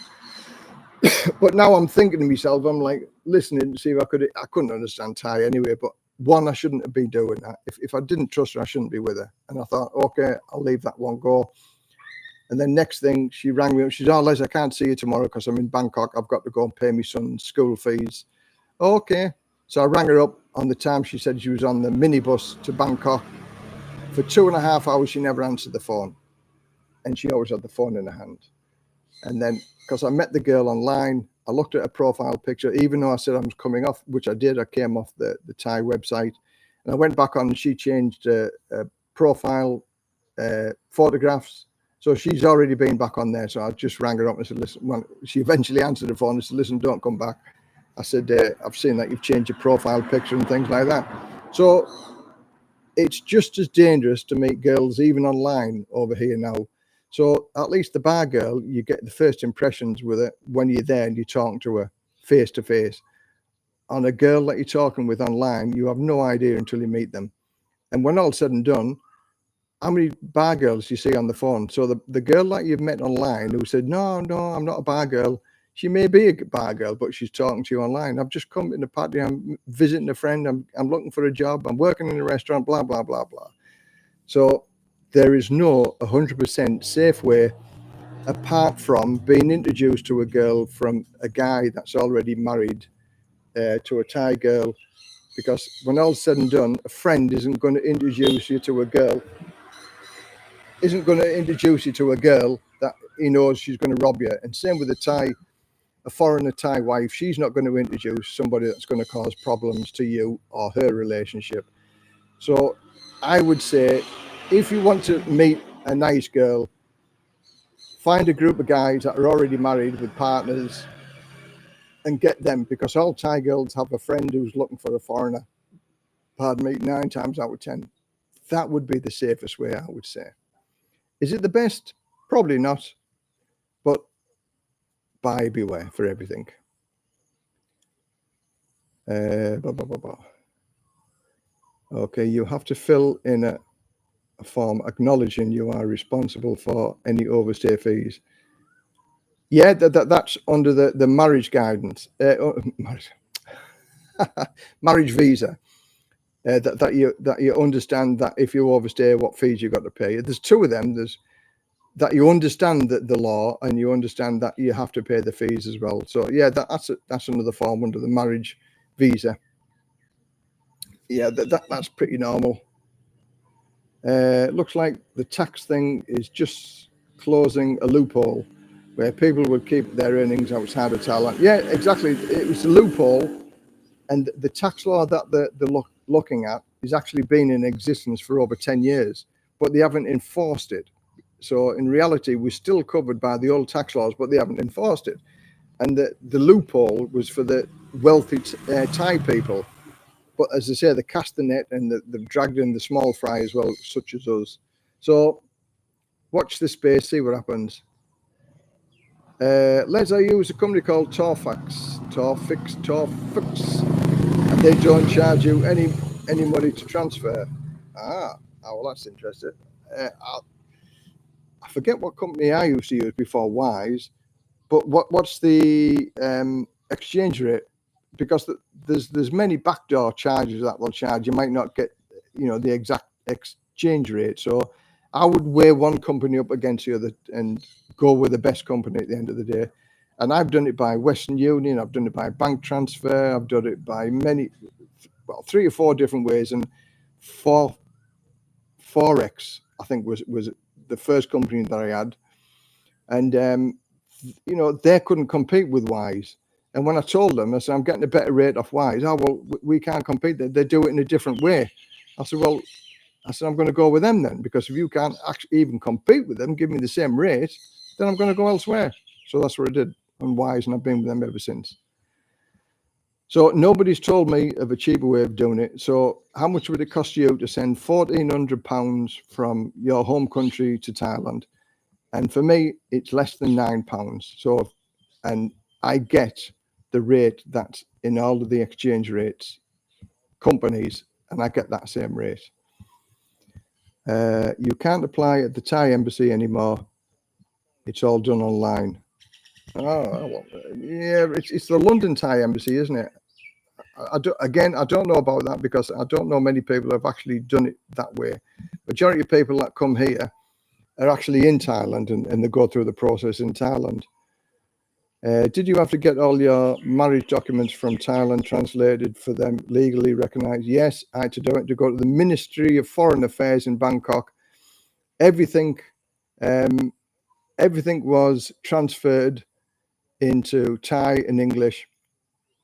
And I got 2 copies of everything, because at the end of the day, also, you need your marriage certificate translated into English. Well, I have it in English as well, because when you die, you need proof of marriage going to the British embassy to get the death certificate, which has to be translated into Thai.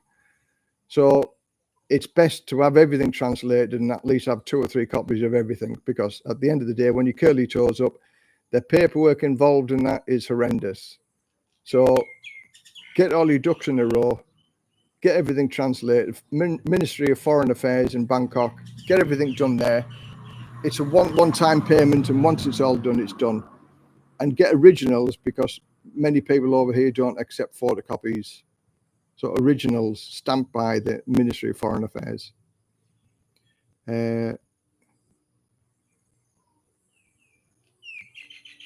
Yeah, even though you hadn't overstayed, why it seems strange to fill in the forms acknowledging something I hadn't done.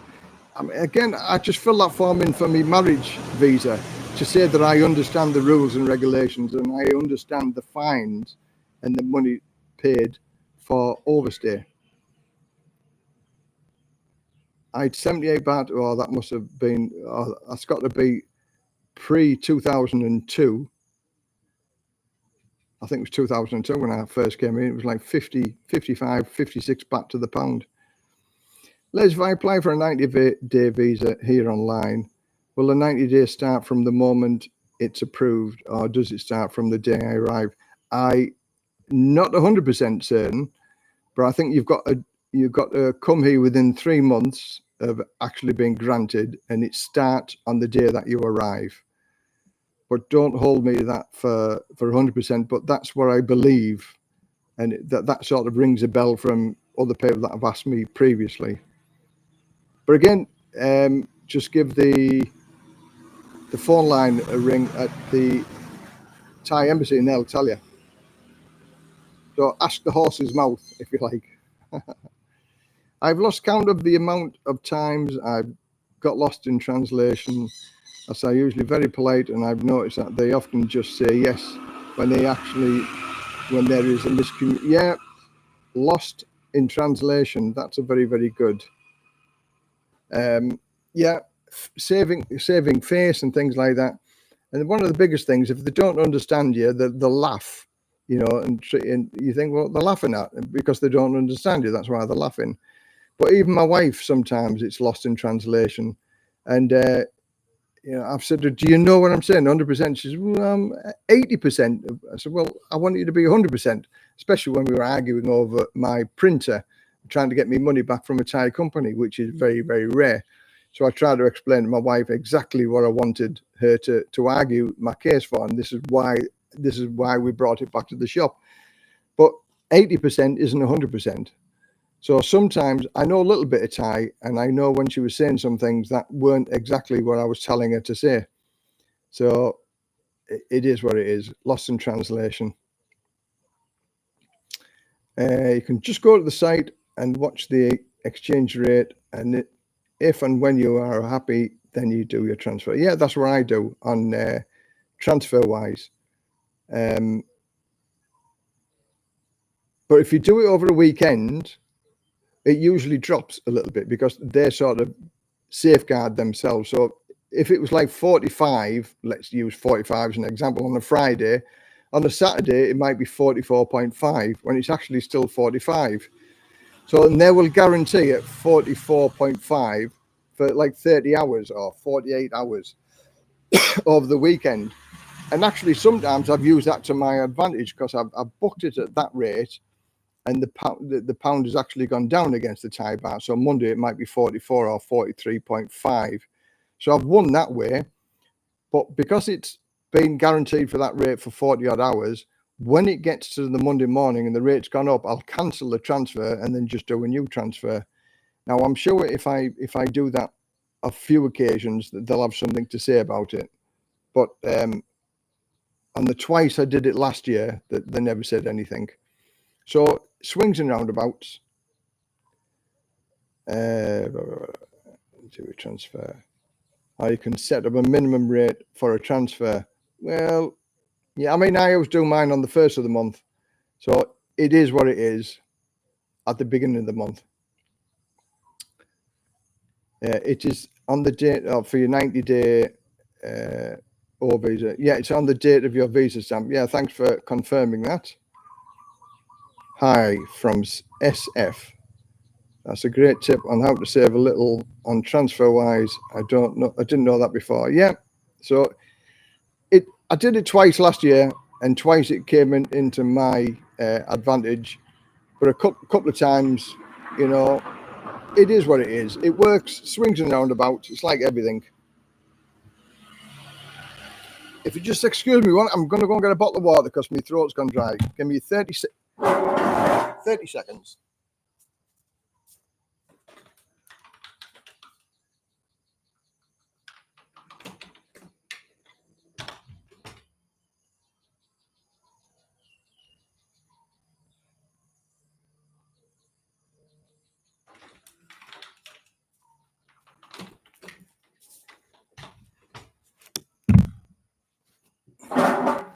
we go. Anything interesting fly by whilst I've been gone? I've been talking now for 2 hours.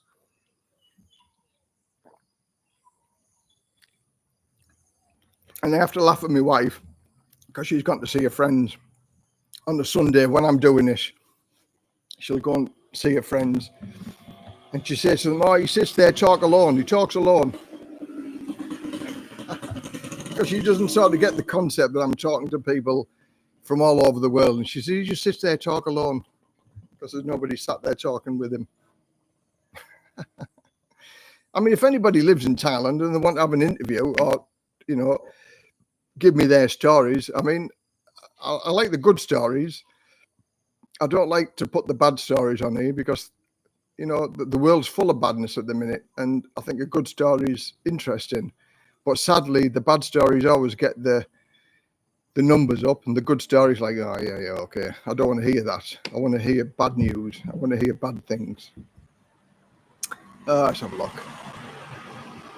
Hi from TransferWise. You may well have covered this before, but what would still is your biggest challenge living in Thailand? Biggest challenge? Let me think about that. Biggest challenge. That's a difficult one, that, because in reality, nothing's a challenge. I've done challenging things all my life. I mean, I was in the fire service for 30 years. I worked for the Prince's Trust for a year. I worked with the probation service for a year, you know, taking offenders out. I ran some very tough courses for people that were criminals. That was a tough challenge. Been married 3 times and gone through divorces, gone through bankruptcy. That was a challenge. For me, them were the real challenges that I've had to face. And ever since I've lived in Thailand, a lot's gone away. I've got enough to live on, which I never, ever felt as if I did in the UK. I have a trustworthy wife, which I never did have in the UK. The weather's beautiful here. I don't feel the cold. I'm fit and healthy over here, which I sort of struggled to be in the UK because I was overweight, because I was eating the wrong food. And that feel-good factor in the UK is very, very few and far between. But I get up every morning here with that. I mean, this is where I sit on the morning here on that sofa, because the sun comes up over there. And it's beautiful. 6 o'clock this morning I was up and the sun came up at 6:30 and I was sat on the sofa having a cup of coffee. Just wonderful. So as far as challenges are concerned, living in Thailand, there's no real challenge. Okay, everybody says about speaking Thai. That can be a bit of a struggle, but in majority of places, if you go to all the touristy places, you're going to get by. And now there's all of these apps that you can get with the phones, you know, Google Translate. That's very, very good. And it speaks Thai, and, you know, they can speak into it so you can understand if you're really, really, really stuck. But in reality, I've never been that stuck where I haven't got by, even pointing, pressing. And they just laugh and you laugh and you take it as a joke. And do I feel embarrassed sometimes? Yes, I feel stupid sometimes because I can't even communicate with somebody. I asked for in one of our local shops, I asked for a mosquito coil. And I went in and I said, mosquito coil. And he said, huh? I said, mosquito coil. Yeah. Huh? I said, okay, it doesn't matter. And I walked around the shop and I found the mosquito coil and I went back and she said, oh, mosquito coil. I said, yeah. Oh, yeah. So usually you can get by with a bit of humour and a bit of fun, and they'll laugh and they joke about it. Nobody gets angry over here by trying to help people. They're more helpful over here. So challenge over here, I haven't got any challenges, not in comparison to in the UK. That's for sure. 100% better here than it was in the UK for challenges. I don't have them anymore. I totally want to hear good stories. Thank you very much. Les, I guess there is nothing wrong with your other mic, as your new mic is crackling. Yes, it's still crackling. Well, I wonder why. It might be the fact it's an older computer then, and maybe it's the insiders. But I'm going to listen to the replay afterwards and see if it's at the same standard. So I'm sorry if it's still crackling, but I mean to say that was the old mic. That was £40 for that mic. But then I had these other cables, so I thought it might have been. But that cable is 600 baht, and that cable is 600 baht. So that's 1200 baht for two cables. So it was either the microphone or one of them two cables. So that's why I bought this other new cable. I'm sorry that it's still crackling. I don't know. I might have to go into the computer shop and get them to look at it if it's crackling. There's got to be a loose connection to something somewhere. Because I've tried it in the different ports, and there's only 2 ports it can go into, because there's none on that side. But thanks for letting me know about that. It's still crackling. Sorry that it's still crackling, but I'll get it looked at. But I'm sure everybody can still hear me, probably, because we're still having a good conversation on there. And thanks for, we still got 55 in the out. Oh, we've got 45 thumbs up. Thank you very much. That's very much appreciated. It all helps the algorithm. Personally, I just transfer the money straight from a bank account, charge £9. Not sure if getting the best exchange rate though. Might look at the other methods to see if it's cheaper. Oh, well, my bank was, because I did it through my bank once, and it was 40 quid or £39 it was for, and that was only £1,200. So yeah, it's best to check all the options, that's for sure. People have said that they think the baht is artificially propped up, but the Thai government, it should be around 50 to the pound. I'm not sure.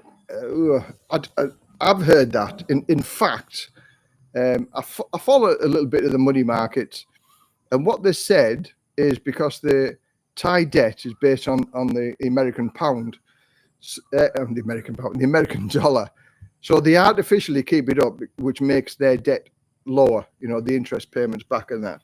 So, and they did something either last year or the year before, and it got to a certain stage, and if it was a certain stage, a red flag would be issued for the monetary people to investigate the government and the Thai pegging of their rates. I don't fully understand everything that it said, but I grasp the fact that Thailand altered them figures to become underneath the red flag, warning signs. So there is definitely money manipulation going on because of them to say that, just to keep them under the radar, if you like. But yeah, I mean, the pound is always been bad against the baht since Brexit. It's I think it dropped down to 37 was its lowest, and that was a horrible time for me. So you've gone from 50 down to 37. That was horrendous. £330 a month I lost because of that, because of Brexit. That was the worst time.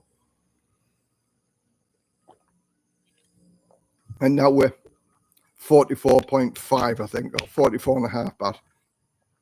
So it does make a difference. Even 1 baht, it makes a difference. So let's hope it goes in the opposite direction. You know, if it got to 45 baht, I'd be happy. And if it stayed at 45 baht, I'd be happy. And if it got to 50 baht, I'd be ecstatic. But let's see what happens. I mean, now with all of this trouble that's going on now with Yemen and things like that, it's going to increase the inflation rate. The Red Sea, all the boats are going to get stopped in there.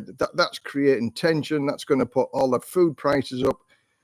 So it's going to affect our economy. And if it affects the economy, it affects the pound. So that's what I'm saying. The world's in a horrible state at the minute. It really, really is. So let's hope that, somebody clears it up very, very soon. Let's hope the aliens come and take over the world and make the world a better place. Because let's face it, they couldn't make it a worse place, could they? Hey, Baba, you sound to be in a state of contentment. Happy to hear. I am very, very content and happy.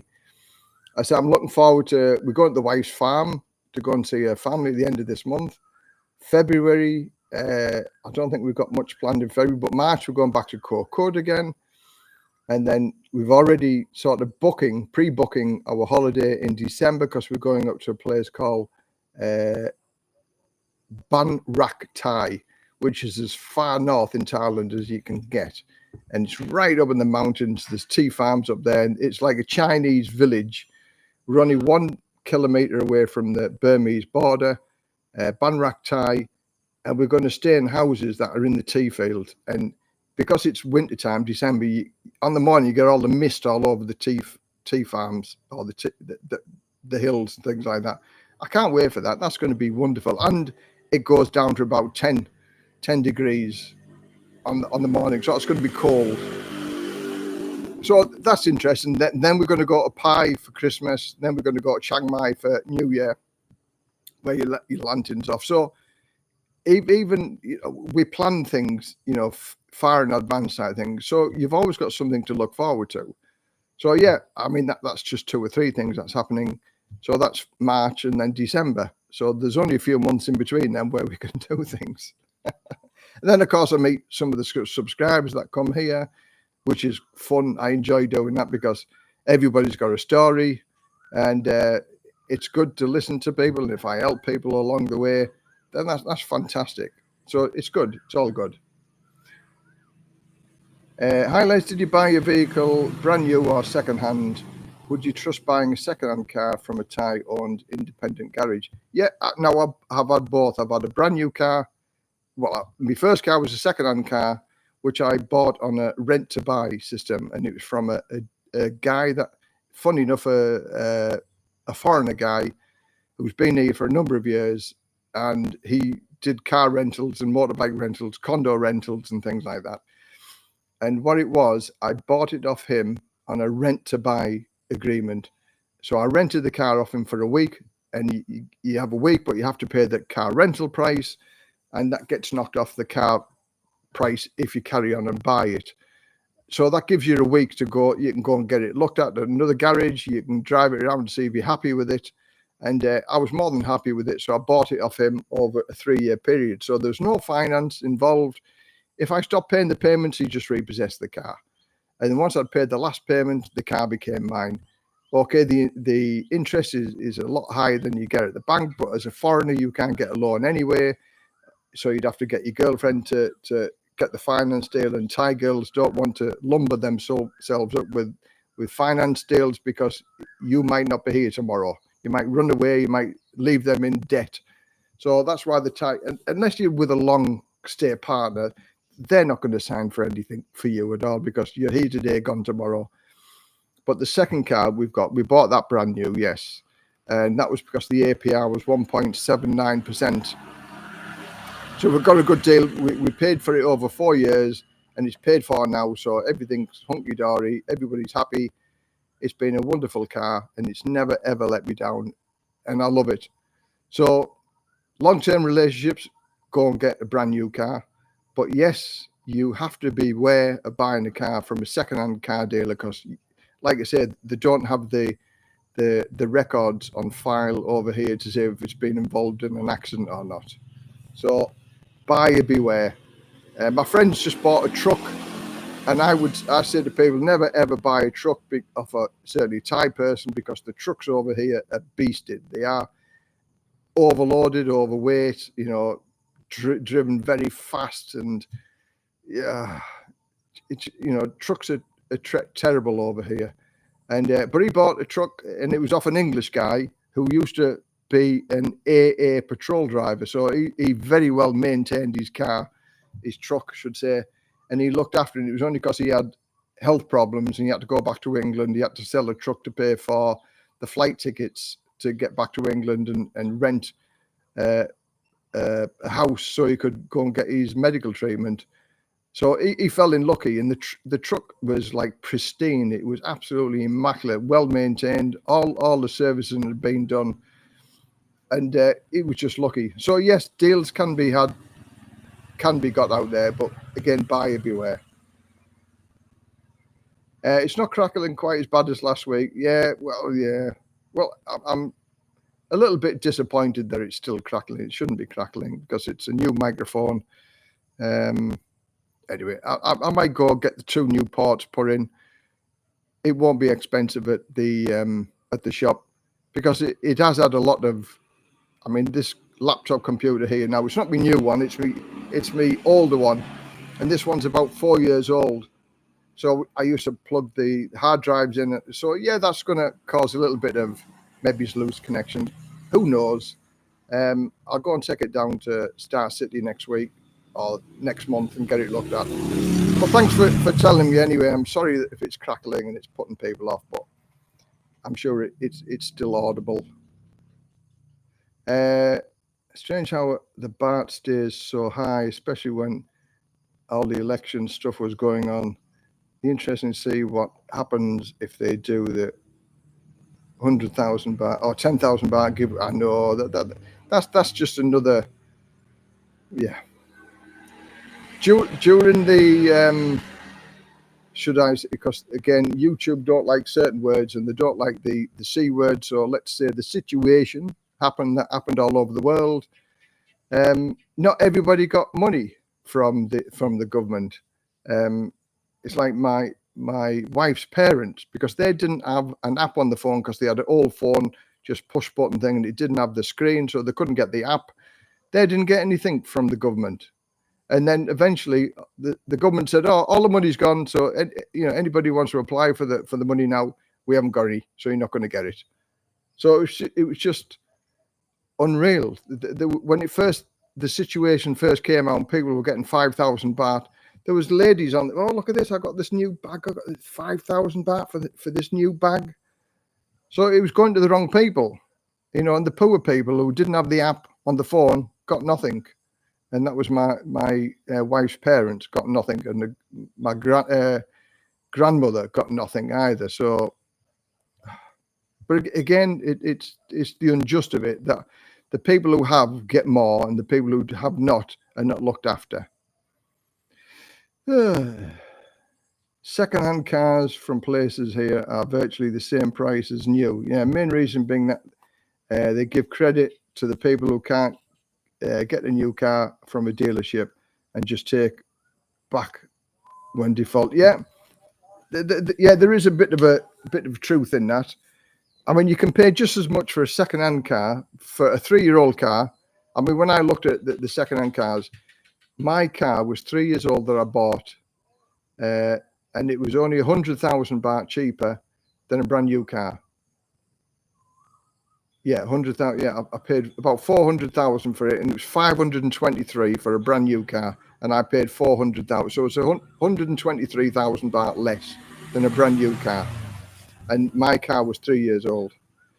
But car prices do hold a value over here, which is quite good, which I'm quite happy about. I mean, my car when I bought it was 523,000 brand new, and it's worth 310,000 now. So it's like 210,000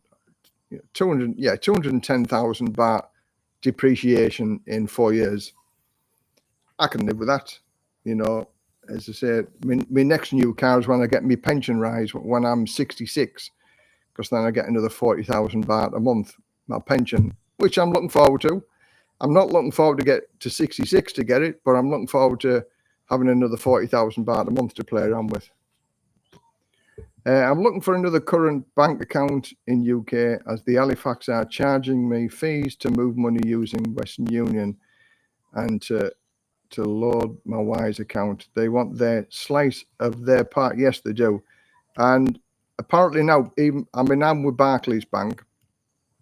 And Barclays Bank, I'm lucky that I've still got a UK address that I use, because if I didn't have a UK address, Barclays would close my account down because I'm not living in the UK. So it is getting more and more difficult for the bank accounts. They can close your bank account down for any reason whatsoever. I'm saying that would be a big challenge for me if they close my Barclays bank account down. But then I just get everything transferred over to my Thai bank and just say, well, wherever it costs. That's just the way it is. But again, it's like everything I say, I'll cross that bridge when I get to it, and hopefully I never get to it. Bengals forever. Hello, Les. Hello. How are you? Thanks very much for joining me. We've still got 50 subscribers, 50 people watching, which is good. 49 thumbs up, which is very, very good. Thanks. 52 now. Very good. Thanks very much for joining us. We've been at it now for 2 hours and 19 minutes. Usually goes on for about 3 hours. 2 3/4 hours, the last one. But whilst there's people here, I'll sit and talk. It's just starting to get a little bit dusky now. It might not look the same, but we're getting a bit darker, and the mosquitoes are nibbling now a little bit. So in a minute, these lights will come on because it's getting like dusky here now at the minute, and it is 6:16 p.m. on a Thai lovely evening, and it's just the weather's just perfect. Lazy, your microphone was not crackling at the beginning. It only just started about half an hour ago. Again, I don't know what's causing that. Then I'll go and get my computer looked at anyway. As I said, it's never ever been serviced or looked at. So let's see what happens. If you date or marry higher class women, you won't have the support of the family. I don't support any family. All right, let me read that. If you date or marry a higher class woman, you won't have the support of the family. I don't support any family. Right, let me answer that in. There is still sort of a class system here in Thailand, although people say there isn't. There is a class system, and a wealthy Thai will not marry anybody below them. Because of status and face and things like that. And like a poorly educated girl from school who didn't go to college or university, they will never ever be able to marry an educated person because they'll be classed as a class below them. But their status in life goes up if they marry a foreigner. So uneducated Thai girl, by marrying a foreigner, is instantly brought up a level because of the fact that they're with a foreigner. And isn't that strange how it works out like that? But they're also looked down upon because they've married a foreigner. So in reality, you can't win. There's always a system against you. No matter what you do, there's a system against you. And that's the same in the UK. There is an elite system in the UK also.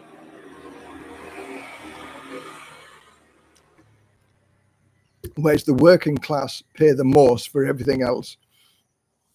Let's face it. Okay, I'll give you some examples. Cash converters. Who owns the cash converters? Wealthy people. And who uses cash converters? The poorest people.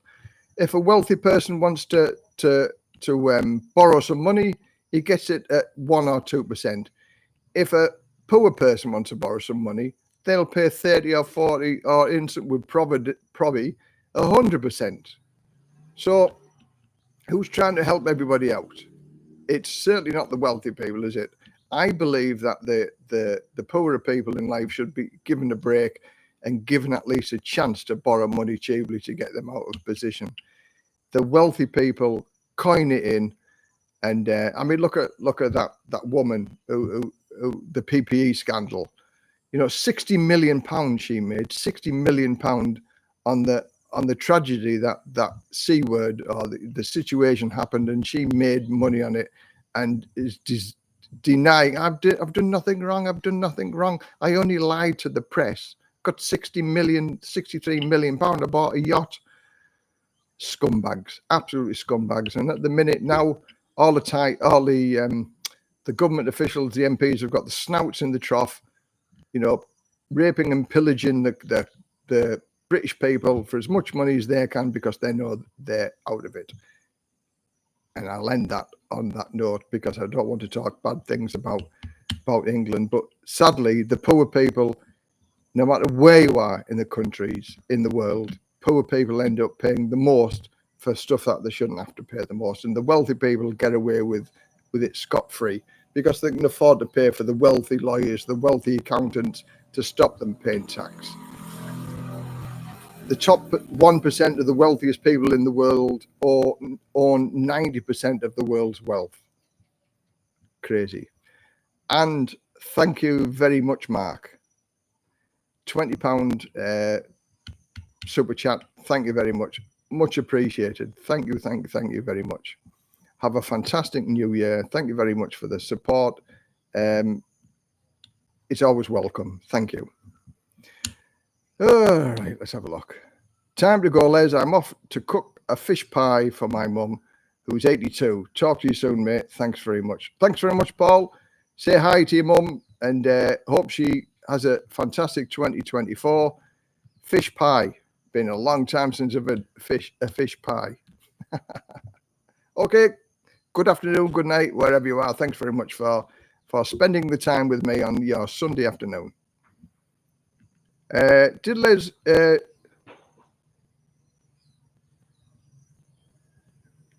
wife cook you dinner? No. My dinner's at the stall at the minute. My wife's going to get me something to eat on the way home. She's got to see her friends, so she's going to call at the street food eatery or something like that on the way home. So I don't know what she's going to get me when she comes home. Okay, Les, I'm going to look at the online-only banking companies that have sprung up in the last couple of years. I want to back up a backup option if my account is temporarily suspended. Yeah, I suppose I should look at something like that as well, you know. It certainly makes sense to have a look at something like that. Norman, really enjoy listening to you on a Sunday morning. Always excellent advice. I've lived outside of the UK for 30 years and returned to the UK 2015. Health issues, seriously regretting it now. Thanks very much for your kind words, and thanks very much for listening on your Sunday morning. Yeah, health-wise, I mean, health is a big thing. I'll take my glasses off now because it's reflecting. Health is a big thing in anywhere in the world, and health issues can be expensive here in Thailand. If you're not a healthy person in the first place, it can make or break you, really. But for normal everyday illnesses, you know, it's not a lot to pay for medication over here. If you can survive your health issues with medication and things like that, whatever medication you get anywhere in the world, you can get here in Thailand, and it's probably cheaper here than it is anywhere else in the world. The most expensive part of anything is actually going to see a doctor. But I'm an advocate of public hospitals here. And if you go to a public hospital, it's far, far cheaper than going to the big, Bangkok hospitals. The Bangkok hospitals have the best doctors and the best facilities, so they say. But I've got a couple of horror stories on that. And one of them happened to one of my very close friends here. And he sort of got scammed, or was going to get scammed out with 600,000 baht by having an operation that he didn't need. And he went back to Australia to get a second opinion. And the Australian says, I don't know, because the hospital said he had cancer. And he had to have another operation to stop the cancer from spreading. And basically he went to his Australian hospital, told them what the story was, got the notes from the doctors, and they did the same procedure, investigation works, and he says, we can't find where they said you got your first cancer. We can't see where they did the biopsy. And he said, we certainly can't find any secondary cancers. So he says, I don't know why they're saying you've got this, because there's nothing wrong with it. You haven't got nothing. So, and that was the Bangkok hospital. So, you know, a little tube of cream that I got to put on this was more than the price for seeing the doctor. It was £13 for a little tube of cream. I haven't looked at how much it would cost at the pharmacy, but I'll do a comparison. But I know you pay 3 or 4 times more for medication at the hospital than you do at the pharmacy. That's just the way it is, isn't it? Okay. Greetings from Australia. I enjoy your channel, down to earth and informative. Thanks very much. Your wife will bring you some chicken feet. No, she won't. I don't like chicken feet. She likes chicken feet, but I don't like chicken feet. Chicken wings, yeah. Chicken thighs, yeah. Chicken legs, yes. Chicken on the stick, yes. But chicken feet, no. Down to earth. I'd agree with that. As many people have said that, I'm come across as honest, reliable, and trustworthy, and I pride myself on that. And thanks very much for saying that. I'm as honest as the day is long. Never ripped anybody off. Never will rip anybody off. And if I can help people save a few pounds or dollars or whatever, then I will. I'll point them in the right direction. And I don't get any kickbacks from anybody with regard to sending people for the visa agents and things like that. I send them as far as a feeling that I can give some benefit to people. For me, I'm not doing this because of the money. On my YouTube, I only make about $100 a month anyway. And by the time my microphone has got rid of half a month's income from the YouTube, and my subscriptions I've had to pay this month. So in reality, I'm probably only making $40 or $50 a month. So I certainly don't do it for the money. I do it because it's nice to help people, like the couple that I spent the morning with, showing them around, because I can add value to it. I can show them how to save money. And they were quite surprised as to how much money it costs. I mean, this house that I live in now, when we rented it, we paid 12,000 baht a month to rent this house. And they were like, wow, and, the girl that was here, she said, I have a little studio apartment. She said, and it's just so expensive. And she said, this is so much more better value than what she pays for a little studio apartment back in the UK. So, yeah. So if I can help somebody out, I'll do it. I mean, the only thing that I do charge for is if somebody wants to have a video consultation with me and talk about anything and everything, it's $10. $10, whether it's an hour or whether it's $2. And then they only actually pay an hour or two, not dollars, an hour or 2 hours. And they only pay the $10 if they're happy with the service that they got. If they got the information that they got, then they can pay. And if they don't pay, then I still don't argue with them anyway, because I've never had anybody not pay. But I know other YouTubers that charge £45 for a 30-minute consultation with them. I know another YouTuber who charges £500 to have an hour's conversation with him. So, and they're only going to give you the same information that I'm going to give you. But I do that because it's an hour or 2 hours of my time for $10. I mean, that's less than the basic pay, isn't it? $10. So it's like a win-win situation. But that's the only people who want to do it. I do it face-to-face WhatsApp chat. And so I've lived here for 12 years, so I know a little bit about living here, which helps people out. And as even just the visa advice can save you thousands of baht. So yeah, so use my services if you want, and just send me an email if people want to know any more information. That's it. 3 people this week. And then I've got somebody on Wednesday showing them around houses on Wednesday as well. And it's nice. It's better to talk to somebody who knows than somebody who doesn't know. And like a real estate agent or an agency, in Jomtien, I took this lady around looking at various apartments, and okay, we charge for our daily looking around with her. We charge her 1,500 baht. Now that was including the trip to Jomtien for the petrol and the full day looking at various apartments. And she said that the lady that she was going to pick her up from the airport was going to charge her 2,000 baht, look at one property. And that was it, 2,000 baht to look at one property in one area of Jomtien. So we're a service. My wife does the negotiation. If we drive around and people see something, my wife will ask the questions in Thai, because I can't speak Thai. So my wife does that. So yeah, we do offer a service here. And I'm happy to say that we've helped quite a few people relocate and come to Thailand, and sort of show them the ropes, and that they don't get burnt. But there are some guys who don't listen to the advice and get burnt, and we ask to go away because they're silly people.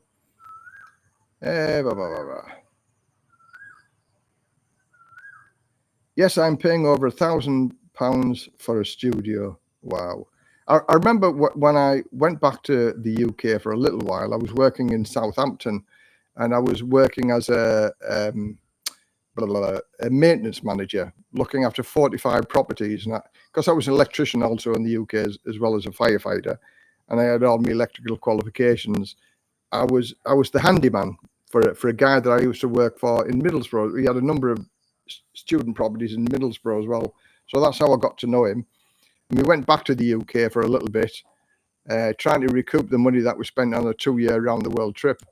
But sadly, that all fell apart, and my wife decided she didn't want to travel anymore, and I did. So we parted company. But anyway, the moral of the story was, for living in Southampton, we lived in a 1-bedroomed apartment, nice apartment on the outskirts of Southampton. And to go for a night out, it was £25 for a taxi into Southampton, and £35 back home for a taxi back to our house just outside of Southampton. And our rent for the 1-bedroom apartment was £995. That was 14 years ago. Beautiful area. I mean, surrounded by £1 million houses and things like that. So I was earning £2,000 a month doing that job, but well, over £1,000 of that was going for accommodation, which was just stupid. 50% of the money that I earned from doing that was going for accommodation, plus the council tax and things like that. I just think, wow, it's just so. I dread to think how much it would cost now. 14 years ago, it was £950, I think it was. Yeah, just under £1,000 a month. Well, never again. I mean, when I went back to England, and they had the suspected heart attack, and I thought, I might have to stay here, because if they find something, they want to have a look. So I did a little bit of house hunting and looking for a property, and I thought, I'll stay in a shared house, a room in a shared house. That was £600 a month, including the electricity bills, for one room, a bedroom with a toilet. £600 a month. To rent a house, not in a very nice area, that was £700 a month, plus council tax and everything else. And that was in Redcar, in the northeast coast of England. Not a very affluent area, but it's just like, wow. And if you lived in the seedy areas, that was still £600 a month. That you're living surrounded by druggies and less desirable people, if you like. So I'm thinking, no, I'm not going to do that. Right. Let's have a look. All down to earnings, exactly. 200 baht a day average wage here. So rent expensive for Thais, but obviously cheap for us. Yeah, well, the basic wage is supposed to have gone up to 400 baht in January of this year. So whether it does or not, I don't really know. But yeah, 300 or 400 baht a day. I've got to say, majority of guys that come and work here are asking between 500 and 1,000 baht. So that's why I do almost everything myself. Because I know it's done properly if I do it myself. But sometimes, like when we got all that fence, I did a video getting all the fence painted, 10 panels, and they charged me 3,000 baht to paint and they were here for 10 days. He didn't do an excellent job for it, but it's still 3,000 baht for 10 days work. So now the rainy season's finished. There's bits of rust coming through, so I can fix the bits of rust, no problem. Just scrape the paint off and repaint them little bits. So the vast majority of it has been done, and I'm 80% happy with the work that they did. But 10 days work for 3,000 baht for 2 people. Not a lot to pay, is it? Question: if I retired to Thailand at 60 years old with 300k, would it be sufficient to see me through, given my state pension? And so would my wife's kick in at 67. You could live a fantastic life on that. You could live a fantastic life on that amount of money, for sure. Yes. Again, like I say, I've no bones about it. 55,000 baht a month I live on. And that's just my income. 55 to 60,000 baht a month. £1,200 or £1,300. And if you've watched my videos, you see that we don't skimp. We're okay. We're not impoverished. We still have good holidays and we still have a good life. If you had £2,000 a month, then you'd have a fantastic life, which I will have when I'm 66. And that's when I said at 66, when I get my state pension of £800 a month, we'll be on holiday every second month. Every second month we'll be away somewhere, because that pension money is just pure and utterly holiday money. Touch wood. Thai neighbours got house taken off them. They have been paying a mortgage for years because lost earnings as a teacher due to the cough. Yeah. Again, sadly, even in Thailand, people lost, the income, the jobs, the houses, the cars because of the situation. But it's the same around the world. Thailand wasn't any different, but there wasn't the bailing out by the government in Thailand as there was in many other countries. And I've got to say, I went around Pattaya during that time, and it was horrible to see.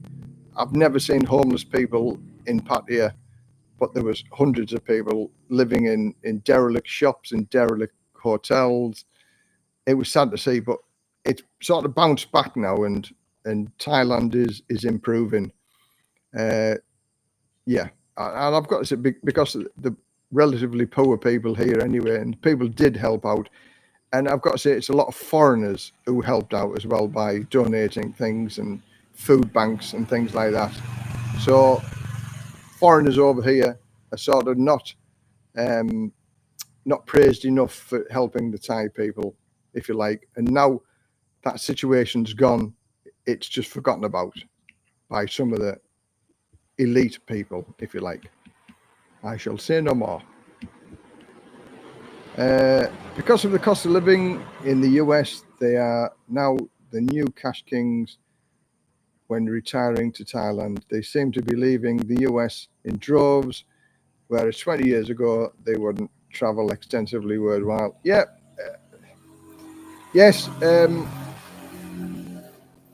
I agree with you.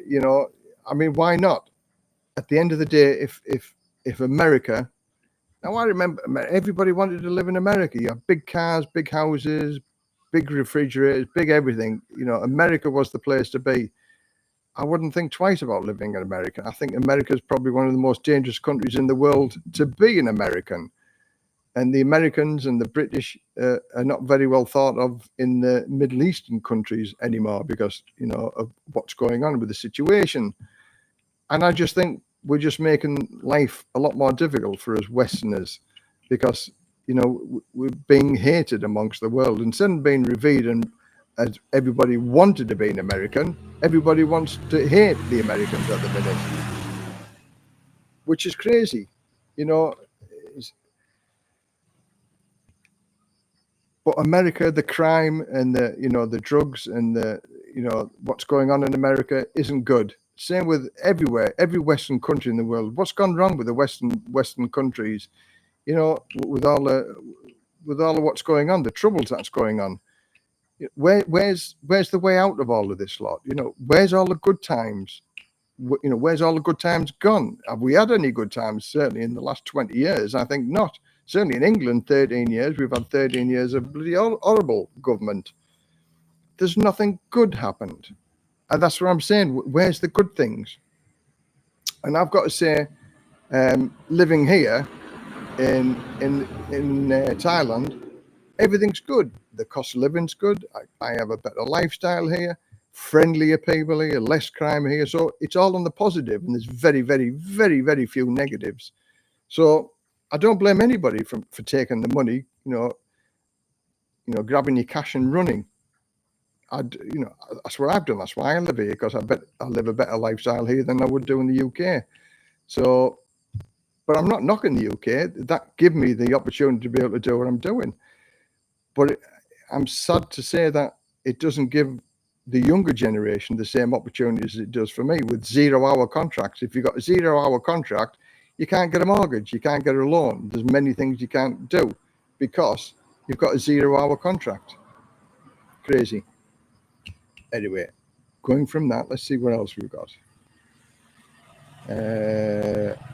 Hello from Chiang Mai. Moved here from the US about a year ago. Well done, Chiang Mai. It's a beautiful part of the country. It really is. I mean, I don't think I've been to any bad parts of Thailand, to be honest. I can't think of any bad parts of Thailand. They already warned that if you cancel your transfer, that you may be liable for high charges next time you transfer using Wise. Oh, okay. They've never said that to me, but thanks for that. I shall keep an eye out on that. I only did it twice last year anyway, so yeah, but that may be because there's got to be some, there's got to be some retribution because of that. If you cancel your transfer, then, especially if they win, they won't complain about it. But if we win, then they're going to say, well, you shouldn't be doing this. And in some ways, it is a bit cheeky of me to do that. But that's the way it is. So thanks for that. And yeah, I won't do it this year. I'll just bite my lip and just take wherever they give me. It's no good being cheeky, is it? Okay, what else have we got? Crime was horrible in Atlanta when we left. Crime is horrible everywhere, I think, in the world. Yeah, it's all about corruption and control and oilers. Yeah, you're exactly right. Says you will own nothing and be happy. Well, I probably own less and I'm happier. I tell people when I lived in England before I got divorced, people have heard the expression keeping up with the Joneses. Well, I lived on the Joneses Street. Everybody was a Mr. Jones where I lived. New cars, Barker and Stonehouse furniture, getting delivered by a label, transport with Barker and Stonehouse, the top furniture maker type of thing. I had a brand new caravan. I had 3 houses. And everything in the garden was rosy, or what I thought it was rosy. And then divorce came and I just lost everything. And then that's when I actually discovered people over here in Thailand with nothing were more happy than I was with all my debts. But I could see the picture, when I retire, I'm going to have £1 million in the bank and 10 houses. But in between that and getting there, there's a lot of debt to be paid for. And working 4 jobs 7 days a week, so there was a lot of stress involved in that as well. And over here, it just means nothing. People aren't envious of you over here. You've got what you've got, and it's like good luck to you if you get it. But there's no keeping up with the Joneses here in the village where I am anyway. It probably does go on with the Bangkokians, where they live in high-class jobs and something like that. There is a social ladder, I'm sure. But as far as I'm concerned, there is none of that where I am. And it's lovely because nobody is jealous of anybody. Nobody's angry that if you make a few bob or you make, you buy a house, everybody's happy for you. So being happy with what you have, it's the sort of Thai culture. And it's their way of living type of thing is that you might not be wealthy, but you have what you have. So get used to what you have and be happy with what you've got, with your lot.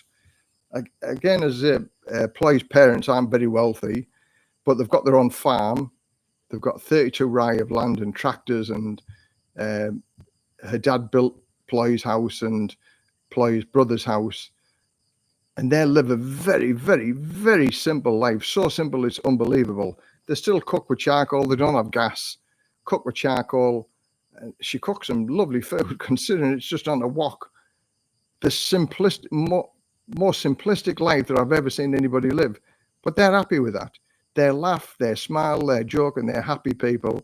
And so is all the villagers around them. All you can hear when I go to my wife's farm is laugh and joking and happiness. No moody people, no grumpy people, just happy. The kids are happy, singing and dancing in the street. So it's just a totally different world over here. Something you don't hear anymore. I mean, when's the last time the kids played in the streets? my type of audience, they're always going to be sort of my age. You remember playing Kirby where you threw the ball, hit the curb and it bounced back, and then elastics and hopscotch and things like that outside? All the kids now are like that with a computer. They don't even go outside and socialize with anybody else. There's going to be a whole generation that don't actually talk to other people, because they're just like that all the time. I enjoyed my childhood. I had some good fun mending bikes, fixing bikes. We had a black and white TV, and I think we were the first ones to get a colour TV there was only 4 houses in our road. But, all exciting times. But now everything's just like the norm. So I think us generation, I'm 60-year-old, so anybody born around my age probably might agree with me that we had the good times. And sadly to say, the younger generation, they're expected to work until 68 or 70 years old now. Imagine leaving school and university at 20-year-old and be told you have to work until you're 70. Wow. Where's your enjoyment of life? Where's them golden years going to go to? Crazy. Anyway, that's just another topic that you can just talk about all day. I would say yearly rental in Chiang Mai, if it were not burning. Yeah, burning season, say 3 months of the year, many people complain about the burning season in Chiang Mai. Come on. Got a couple of dogs barking at me because I'm talking. Yeah, lots of people complain about the burning season. The government is supposed to be going to do something about it, but they haven't done anything about it at all. And I think it's one of them things, they can't do anything about it because it's sort of been done for generations. And if Thailand stopped it, Myanmar still do it. So does Laos and Cambodia. So even if Thailand stopped, the smoke will still drift into Thailand because that's sort of the prevailing wind from the north down to the south. So many people just go away for holidays for 2 or 3 months during that burning season. I relocated to Hua Hin last year, loving best move I ever made. And the Thai people make us better people. Yeah, Thai people do make us better people. And Hua Hin, I liked it. I was down there a couple of months ago looking at the assisted living. Sunshine International Retirement Home. Fantastic. And he's hit the nail on the head with looking after old people. Andrew, a nice guy as well. And he's opening up another 2 hotels with regard to retired people with their 24-hour nurse care. Fantastic. Not cheap, but it is. The nursing homes down there or in Thailand are far better than the nursing homes you get in the UK. Because I know, because I've been to many nursing homes when I was in the fire brigade, because we used to have to inspect them every year. And when I looked around the nursing homes here, people were looking far healthier here at 80 and 85 than they were at 80, 85 in the nursing homes in Redcar. Yeah, heard lots of reports about smog being bad. Again, in Bangkok, it's supposed to be bad. Yeah, I've been in Bangkok. All right in Chaiyaprun province where I am. Again, it's okay in Rayong. We're okay here. But I think even last year it got down as far as Phuket.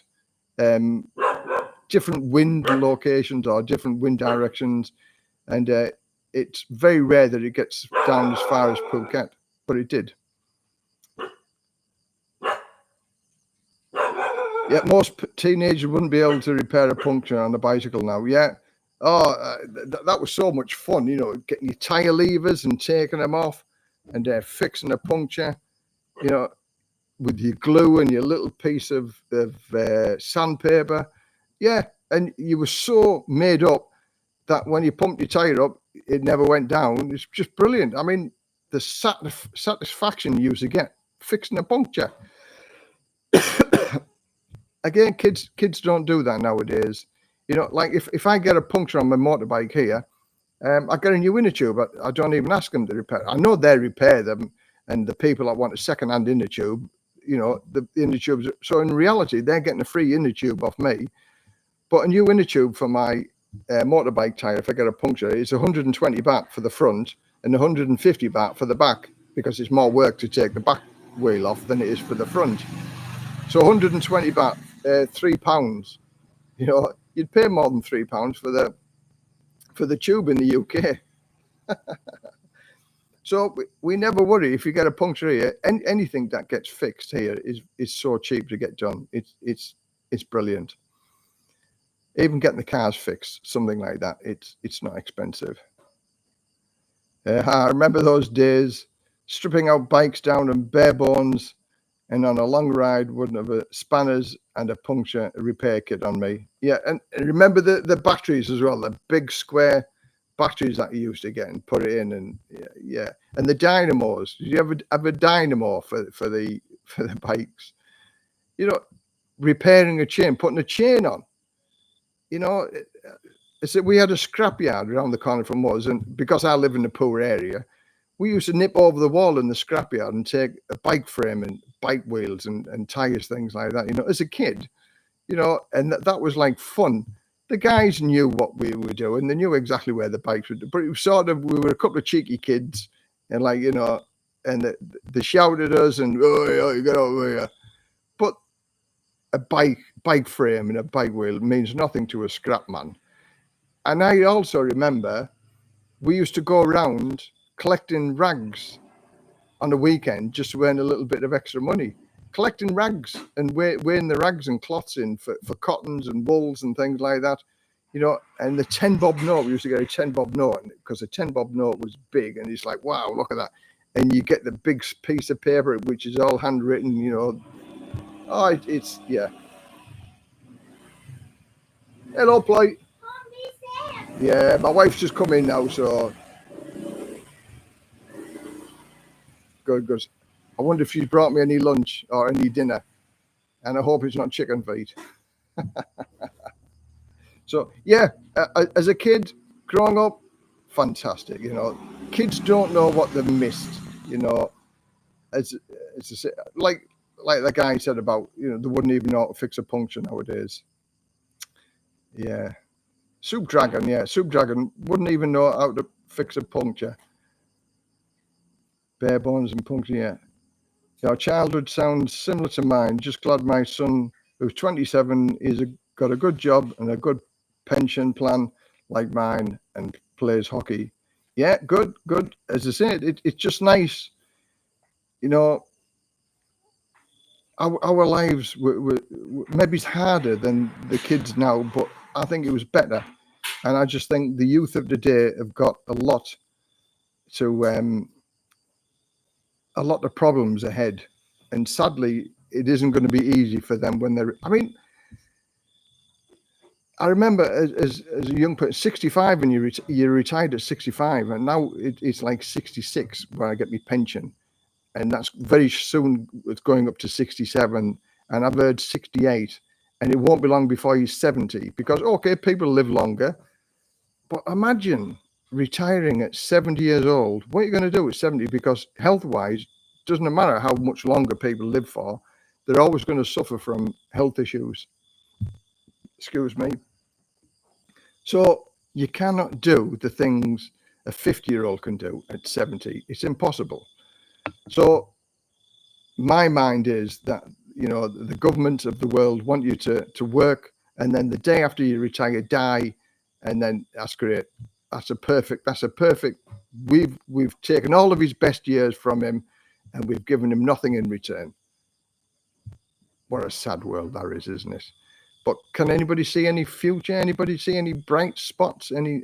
Am I missing something here? You know, if I'm missing something, please somebody tell me. Actually, no, I'm all wrong with all of this lot. It's going to be a happy world. Everybody's going to live forever, and, you know, longevity and kindness to people, and everybody's going to live a long, fruitful, happy retirement life. I think not. But I've never found it. I've never found anybody who says, you know, yeah, this is going to happen, and this is how it's going to happen. I just hear all of the bad sides of living too long, and health and sickness, and the government don't want to give you anything, even though you paid into it. Would build your own dirt bike. Go-karts, Silver Cross prams. Who remembers the Silver Cross pram being converted into a bogie with the springs? Silver Cross. If you had a Silver Cross bogie, you were high. So, yeah. Mr. Who, hey up, Les. I'm home now. All right, that was a quick trip out and back. We'll get your old. Get told by the local foot policeman for playing, ball when you shouldn't be, and would say, "Sorry, sir." Now kids won't say, "Yeah." No respect for anything anymore. Exactly. I'll tell you a story here. When I was in the fire brigade, there was a period when there was a lot of. Remember the all the bad feeling over the council tax. I forget what it was. Poll tax it was, wasn't it? And there was riots going off everywhere. Well, we had a bit of that in Grangetown where I worked. Again, a very, very deprived area and not a very nice area, full of people that you wouldn't want to associate with. But I worked in this situation, and we went to some riots there where they turned cars over, set fire to the cars and set fire to houses and tires in the streets and things like that. And I mean, this all comes back to policing. And I've got to say, we wouldn't go into this area unless we had police backup, because, there were pelt us with stones and bricks and bottles and that. So we got police escorts so we could put the car fires out. And I remember this Sergeant Shadworth, he's called Sergeant Shadworth. And he was like, if anybody watches Porridge, his name came in, the Scottish guy, the Scottish police officer, I forget his prison officer now, his name came in and he went straight back out. But he just reminded of him, and he walked around, people are throwing bricks and bottles at those type of thing, and he walks around, Mackay, that was it, Mackay, the policeman, the prison guard in Porridge. And this guy looked like Mackay, and he's walking around, and he never flinched. Not if a bottle flew past his head, he just bent over like that. And he was every crook and every criminal feared him because he was so tough. And he would punch people. And he grabbed all of this young lad, and he said, "Okay, son, me and you in the van." He said, "Whoever stands up at the end of it walks out of the van." "No, let me go. This big hard criminal. Because Shadworth was gonna, and we said to him, "You are the copper that needs," and he sorted everybody out. I mean, all the crooks and criminals hated him because he was like a Rockweiler. He would never give up, and he didn't give a toss anybody throwing bricks and bottles. He'd just walk up to them and fearlessly. He got brought down a peg or two because of his actions, because he wasn't politically correct. And he got moved out of Grangetown for being too aggressive, believe it or not. He was the most admirable policeman that I've ever met in my life, because he was fearless, he was ruthless, he was like a Rockweiler. And sadly, we don't get that anymore now by the police. They're all namby-pambies again. If it said like on the news, with London riots, things like that, if you're white, they'll come and arrest you. But any other colour, we can't do that because we might be racist. We can't do that because it might be wrong. But if you're white, they'll have you. I'm not knocking the police. The police have got a very, very hard job to do, especially with the modern day lawyers now. You spell his name wrong or do something wrong or say something wrong, he gets off on a technicality. That's why I don't like lawyers, because lawyers are, in my mind, are horrible people. How can you defend some of the people that do some atrocities in life, but there'll be somebody there to defend them. Okay, right. Back onto the good news. Would get told off by the local police, for playing the wall. And you respected the police. The police were very, very good. I never had any problems with the police. Son works on the railway engineering shed, coming here February for stepdaughter's wedding. Not seen him for nearly 3 years. Can't wait. Yeah, good luck. I hope everything goes well with the wedding. I hope everything goes good with your son coming over. Fantastic holiday. Best wishes. Yeah, if you have kids, you need to plan for their future. I'm putting money into dividend stocks for my daughter. She's 15 now, by regular monthly deposits and reinvesting the dividend payments. Uh, good for you. Well done for doing it. But my parents give me nothing. My parents both had to work. My parents were poor. I grew up in a poor childhood. So everything that I've ever got, I've had to work for myself. And I was of the position before we fell out with my daughters that my daughters would have to, I was going to give them houses and money type of thing, but it was going to be when they're in the 30s or something like that, not when they're 20s. And because they don't have value, my children lost the value of money because I bought them everything that they wanted. Once I got divorced, I bought them everything they wanted. They had iPhones, they had laptops, they had computers. Because I was a divorced dad, I felt, because I wasn't married to the mother and I couldn't give them that stable, I needed to be better than that. And I'm sorry to say that I took all of that feeling of doing things themselves because they were giving it on the plate. And I think young people of today expect that. And I've got to say, like, without doing that, if our generation don't give our kids the leg up, they're going to struggle to get a house. They're going to struggle to get a mortgage. So us older generation are having to work for our kids to get a leg up. And that's wrong. You know, one person should be able to make enough money to pay for a mortgage and buy a house. And that's sad. But I think the younger generations of today have lost the value of working hard for things.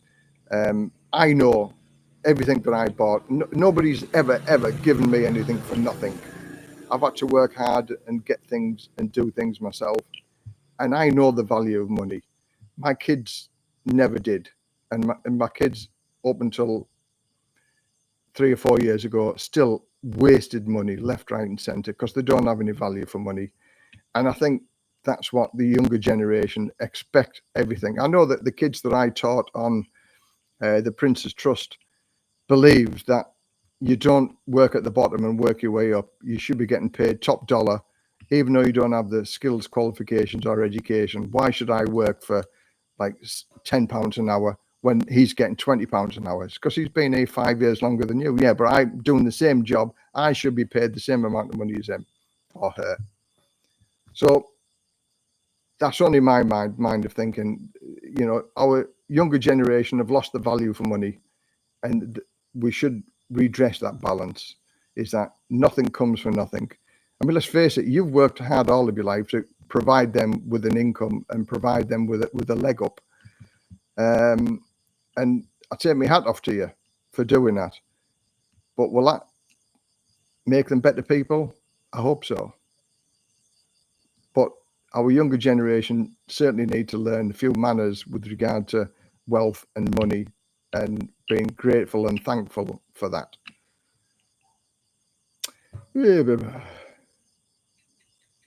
Did you know or get to meet Chubby Brown when he was in Grange-Howlers? Yeah, I met Chubby Brown once, only briefly, just to say hi.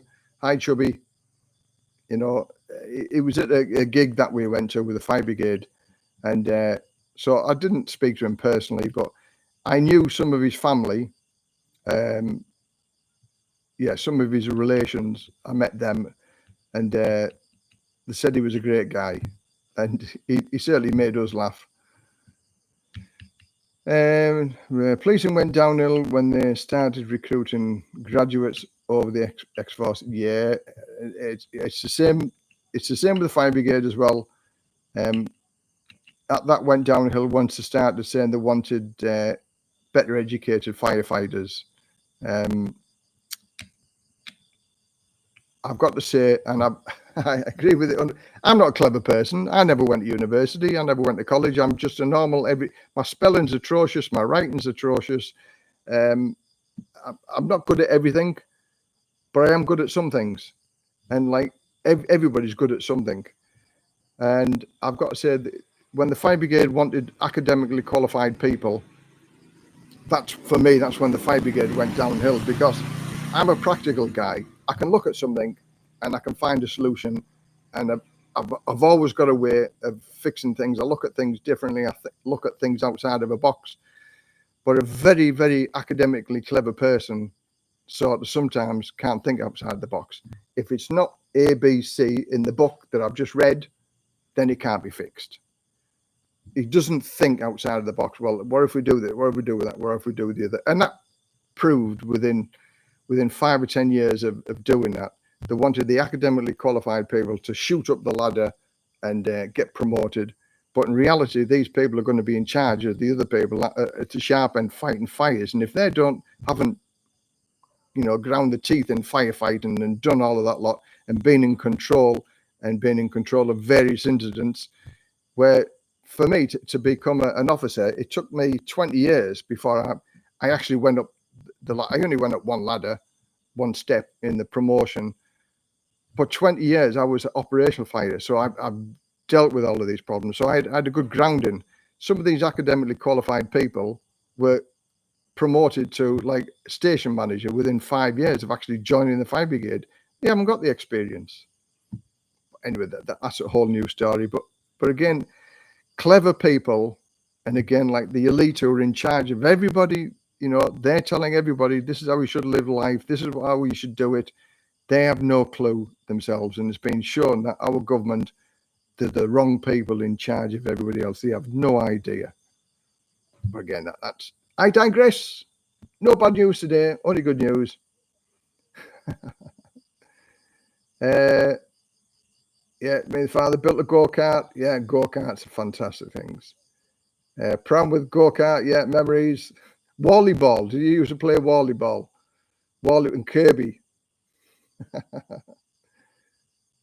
My laptop is only 3-year-old, and most of the USB ports are worn out. Not sure if they can be. Yeah, I'm going to take it to the shop and see if it gets repaired. Although there's no movement on there, I can't understand why it's cracking.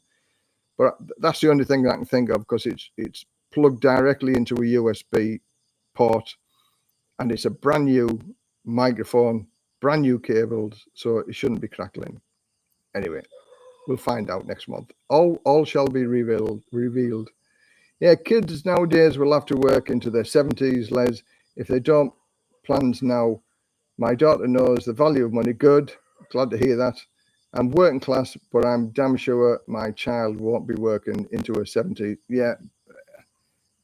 But how can somebody plan to work until they're 70 years old, and where's your, you give your best part of your life to work. So surely there's got to be some reward for it when you get to a certain age where you've given the best years of your life and you don't get anything back for it. And that's the sad part of it.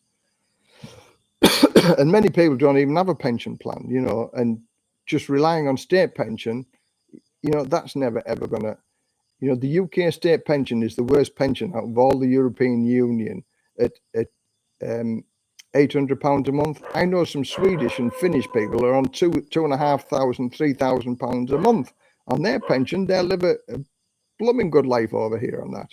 I know the cost of living was more expensive then, but boy, do they reap the rewards now. Imagine living on a pension, £2,500, £3,000 a month. Fantastic. Same as Les. Look, to work railway for years and got a decent pension. Same as Les. Thanks very much. Engineering, recently promoted to a better job and paying into a good final salary. Good final salary pensions are good. They are really good. I remember the drill I did back in the day. We had to rig the LPP to work as a water cannon off the front of the pump. Now, I've got to say, and I'm blowing my own trumpet here again with this. For 20 years, 45 or 13.5 meter ladder up against the third floor, one hose up to the third floor, working from the fourth. How many times did you get an LPP to provide a supplementary pump for the main pump because it's broken down? Same old drills. So when I got to be in a position where I took everybody hated doing drills. But when I got to the position to be an officer in charge, taking people out for drills, I did everything totally different. I put some spark into it, you know. I give them different things to do. And my boss was of the same frame. I've got to say, the 9 people that worked on our shift, it was a happy shift. We had fun. We had a good laugh because we did something different. And every time we went out and did drills, which everybody hated, everybody came in and said, we've learned something from that. And that's because of 20 years of doing the same thing. I think there's got to be something different because I think outside of the box. And I do the same here in Thailand. I think outside of the box. And there's always a way. It's like we workarounds for visas and stuff like that. It's thinking outside of the box, but it's legal. And I've always thought outside of the box. I've helped many people in situations where, oh, how can I do this? I'm going to fix. I want to do that. Well, try this, try that, and try the other. You know, and as an electrician, problem solving, you know, fault finding. I loved it because it was a challenge to find out what the fault is. So I've always done that all my life. So I loved it in my last 10 years because we did things totally different. And we had other station managers or watch managers asking, what did you do? You know, everybody likes your shift. Everybody wants to come and work on your shift. And we told them, you know, make it interesting, make everybody laugh. You know, we had whinge sessions and moan sessions. So if anybody was unhappy every month, you know, no disrespect to anybody. If you've got something to complain about it. And we put it to right. We listen to what your workforce is, your most important, you know, team. And if they're not happy, everybody isn't happy. So we bloody worked hard to make sure that everybody was happy. And I loved it. But do I miss it? Yes, I do. I miss the camaraderie and the, you know, the Mickey taking that we used to do and the good feeling of it. But I've moved on from there, and I've never, ever, ever been back into a fire station since retirement. And I never, ever will, because that phase of my life is gone. And I'm in the happy phase now. And I talk to people, retired and living the dream. And I am retired, and I do live the dream. I live a fantastic life here. But nobody's given me on the plane. Somebody says, "Here, Les, you need to go and do this. This is what you need to go and do." You know. But if I can help people along the way to be able to do that, by helping them save money or helping them to relocate or helping them to look at things differently, because even on £800 a month, you can live a fantastic life over here for £800 a month. You couldn't live on £800 a month in England and live a happy life. Blah. Okay. Oh, we've still got 35 in the house. We've dropped down a little bit in numbers, but we're still 35. I think the most was 70. Right, let's see what else. We throw electronics away in the West and repair costs are expensive. Exactly, we do. I bought a couple of phones to Thailand to have charging ports repaired. It was very cheap. Yeah, electronics. I like that they don't throw anything away. You know, bent, broken, battered, they'll fix it. I mean, as I say, we have bins here. People collect plastic bottles, cans out of the bins here. And nobody looks down on them because at the end of the day, there's no social security here. There's no benefits payment here. If you don't work, you don't earn any money and you don't survive. You rely on your family to provide. So people picking bottles up. I have every respect for people picking bottles up and people cans. We even put, you know, separate bags for our plastic bottles and cans so they don't have to rake through the bins for that. You know, it's respect. You know, people are doing it not because they want to do it, it's because they have to do it. In Thailand, everybody works and everybody's still happy to do that. And they're still quite happier than the people who get all the benefits in England who still whinge and moan about, you know, oh, I've got to go and sign on every 2 weeks. I've got to go sign on every 2, and if I'm late, they're going to stop me money. Over here, no such thing as signing on. If you don't work, you don't get anything. Better class of people over here. They have the morals and scruples and principles like England used to have many, many years ago. That's why I live by moral scruples and principles which my parents gave me when I was very young. and I live by them today. Thanks, Les. Getting dark and attacked by ants. Time to go. Great to hear about the old childhood days. Yeah, it took me back for certain as well, and I was happy to do that. Yeah, I'm starting to get. There's a few big mosquitoes flying about now. What time is it now? Oh, 7:16. Wow. 4, 5, 3 hours and 19 minutes. Oh, this has got to be the longest one. Yeah, it's usually 3 hours. I think maybe it's three and a half hours is the longest one, but 3 hours and 20 minutes. Wow. So my wife will be saying to retired friends tomorrow, yeah, he talked alone again yesterday for 3.5 hours. Okay, right. Your UK pension amount, I think, outdated. Those with qualifying years should be getting approximately £950, 40,000 baht come April 2024 for the basic UK pension. Yeah, because our fire brigade opted out, so I'm on about £670-700, I think. So there's a price to pay for. When we signed a piece of paper all them years ago, we opted out. So I get a slightly lower pension than what's supposed to be paid. But I don't know. I'll cross that bridge when I come to it. And also, I'll get tax on that as well, because I earn more than £12,500 a year with my pension. So anything that above is going to be taxed at 20% anyway. So I'm looking at 40,000 baht. I might be lucky. It might be less than that. But if it's 40,000 baht, I'll be over the moon with that. Totally different world than when I grew up. Wouldn't trade it for the new world for anything. At least here in the USA, I can't let my grandchildren ride the bikes without being with them. Yeah, well, it's dangerous to let them out on their own as well, isn't it?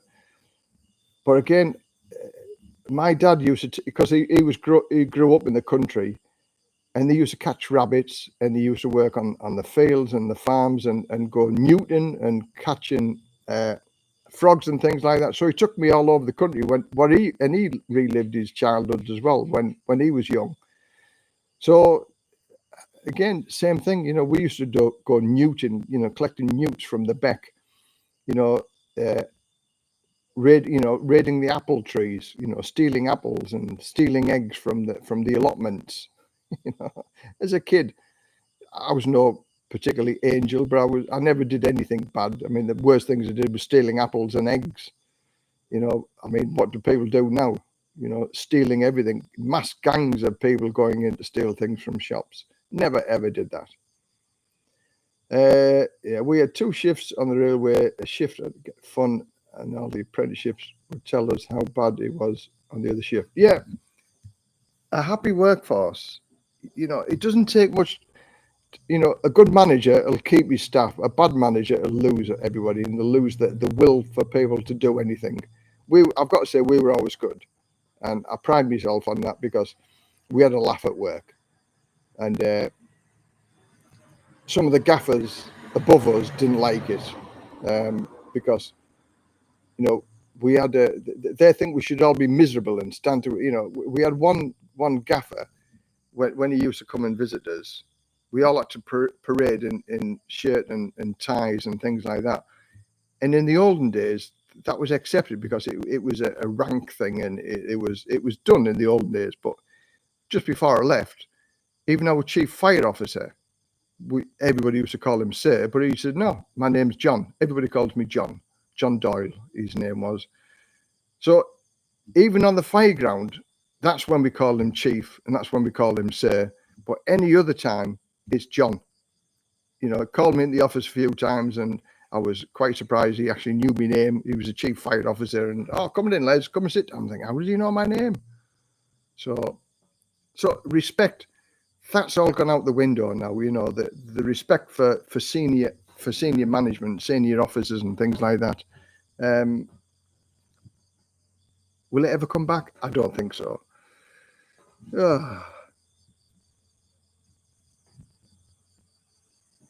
Because having a good company pension, you were contracted out of the top up NI payments, and it was contracted by. Yeah. As I say, I don't know the full story of it, but somebody said we contracted out of SERPs. So he said, your pension's going to be a little bit lower. It is what it is. You know, even if I got nothing, I'd be happy on what I've got. We can live on what we've got.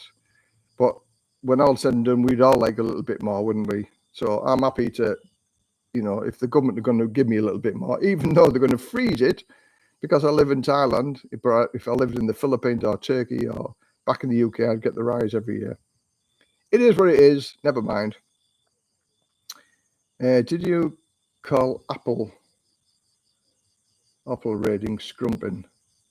Remember, I was just about to pick up big juicy apple when the farmer can't be running out of rifle. Yeah. Oggy raiding. Gooseberry. Remember gooseberries? When gooseberries used to come as well, we used to steal the gooseberries off people's bushes. I mean, eggs. I never liked eggs, so I used to smash the eggs up against the wall. I used to like the you know, the stains that you would leave on the side of the tin sheeting. Yeah, if you're 24th, you should get about 40,000 bahts monthly with 35 qualifying. Yeah, I've got 35 qualifying years. Yeah, it is what it is. I'm not going to grumble and whinge and moan about it. It is what it is. When I signed that form, everybody was advised us to sign the form because we saved a little bit of money. We got a little bit more monthly payment. So, you know, I was slightly better off then. And at the time, it's like all now with people. I'm sure if you said to the majority of people nowadays, listen, we'll give you another £100 a month if you forego your pension, everybody will say, give me £100 a month now. I'll sign my pension for the rest of my life away just for that £100 a month. But they're not going to do it. They're not going to do it. Is why I got penalised for the divorce. My wife didn't want to work.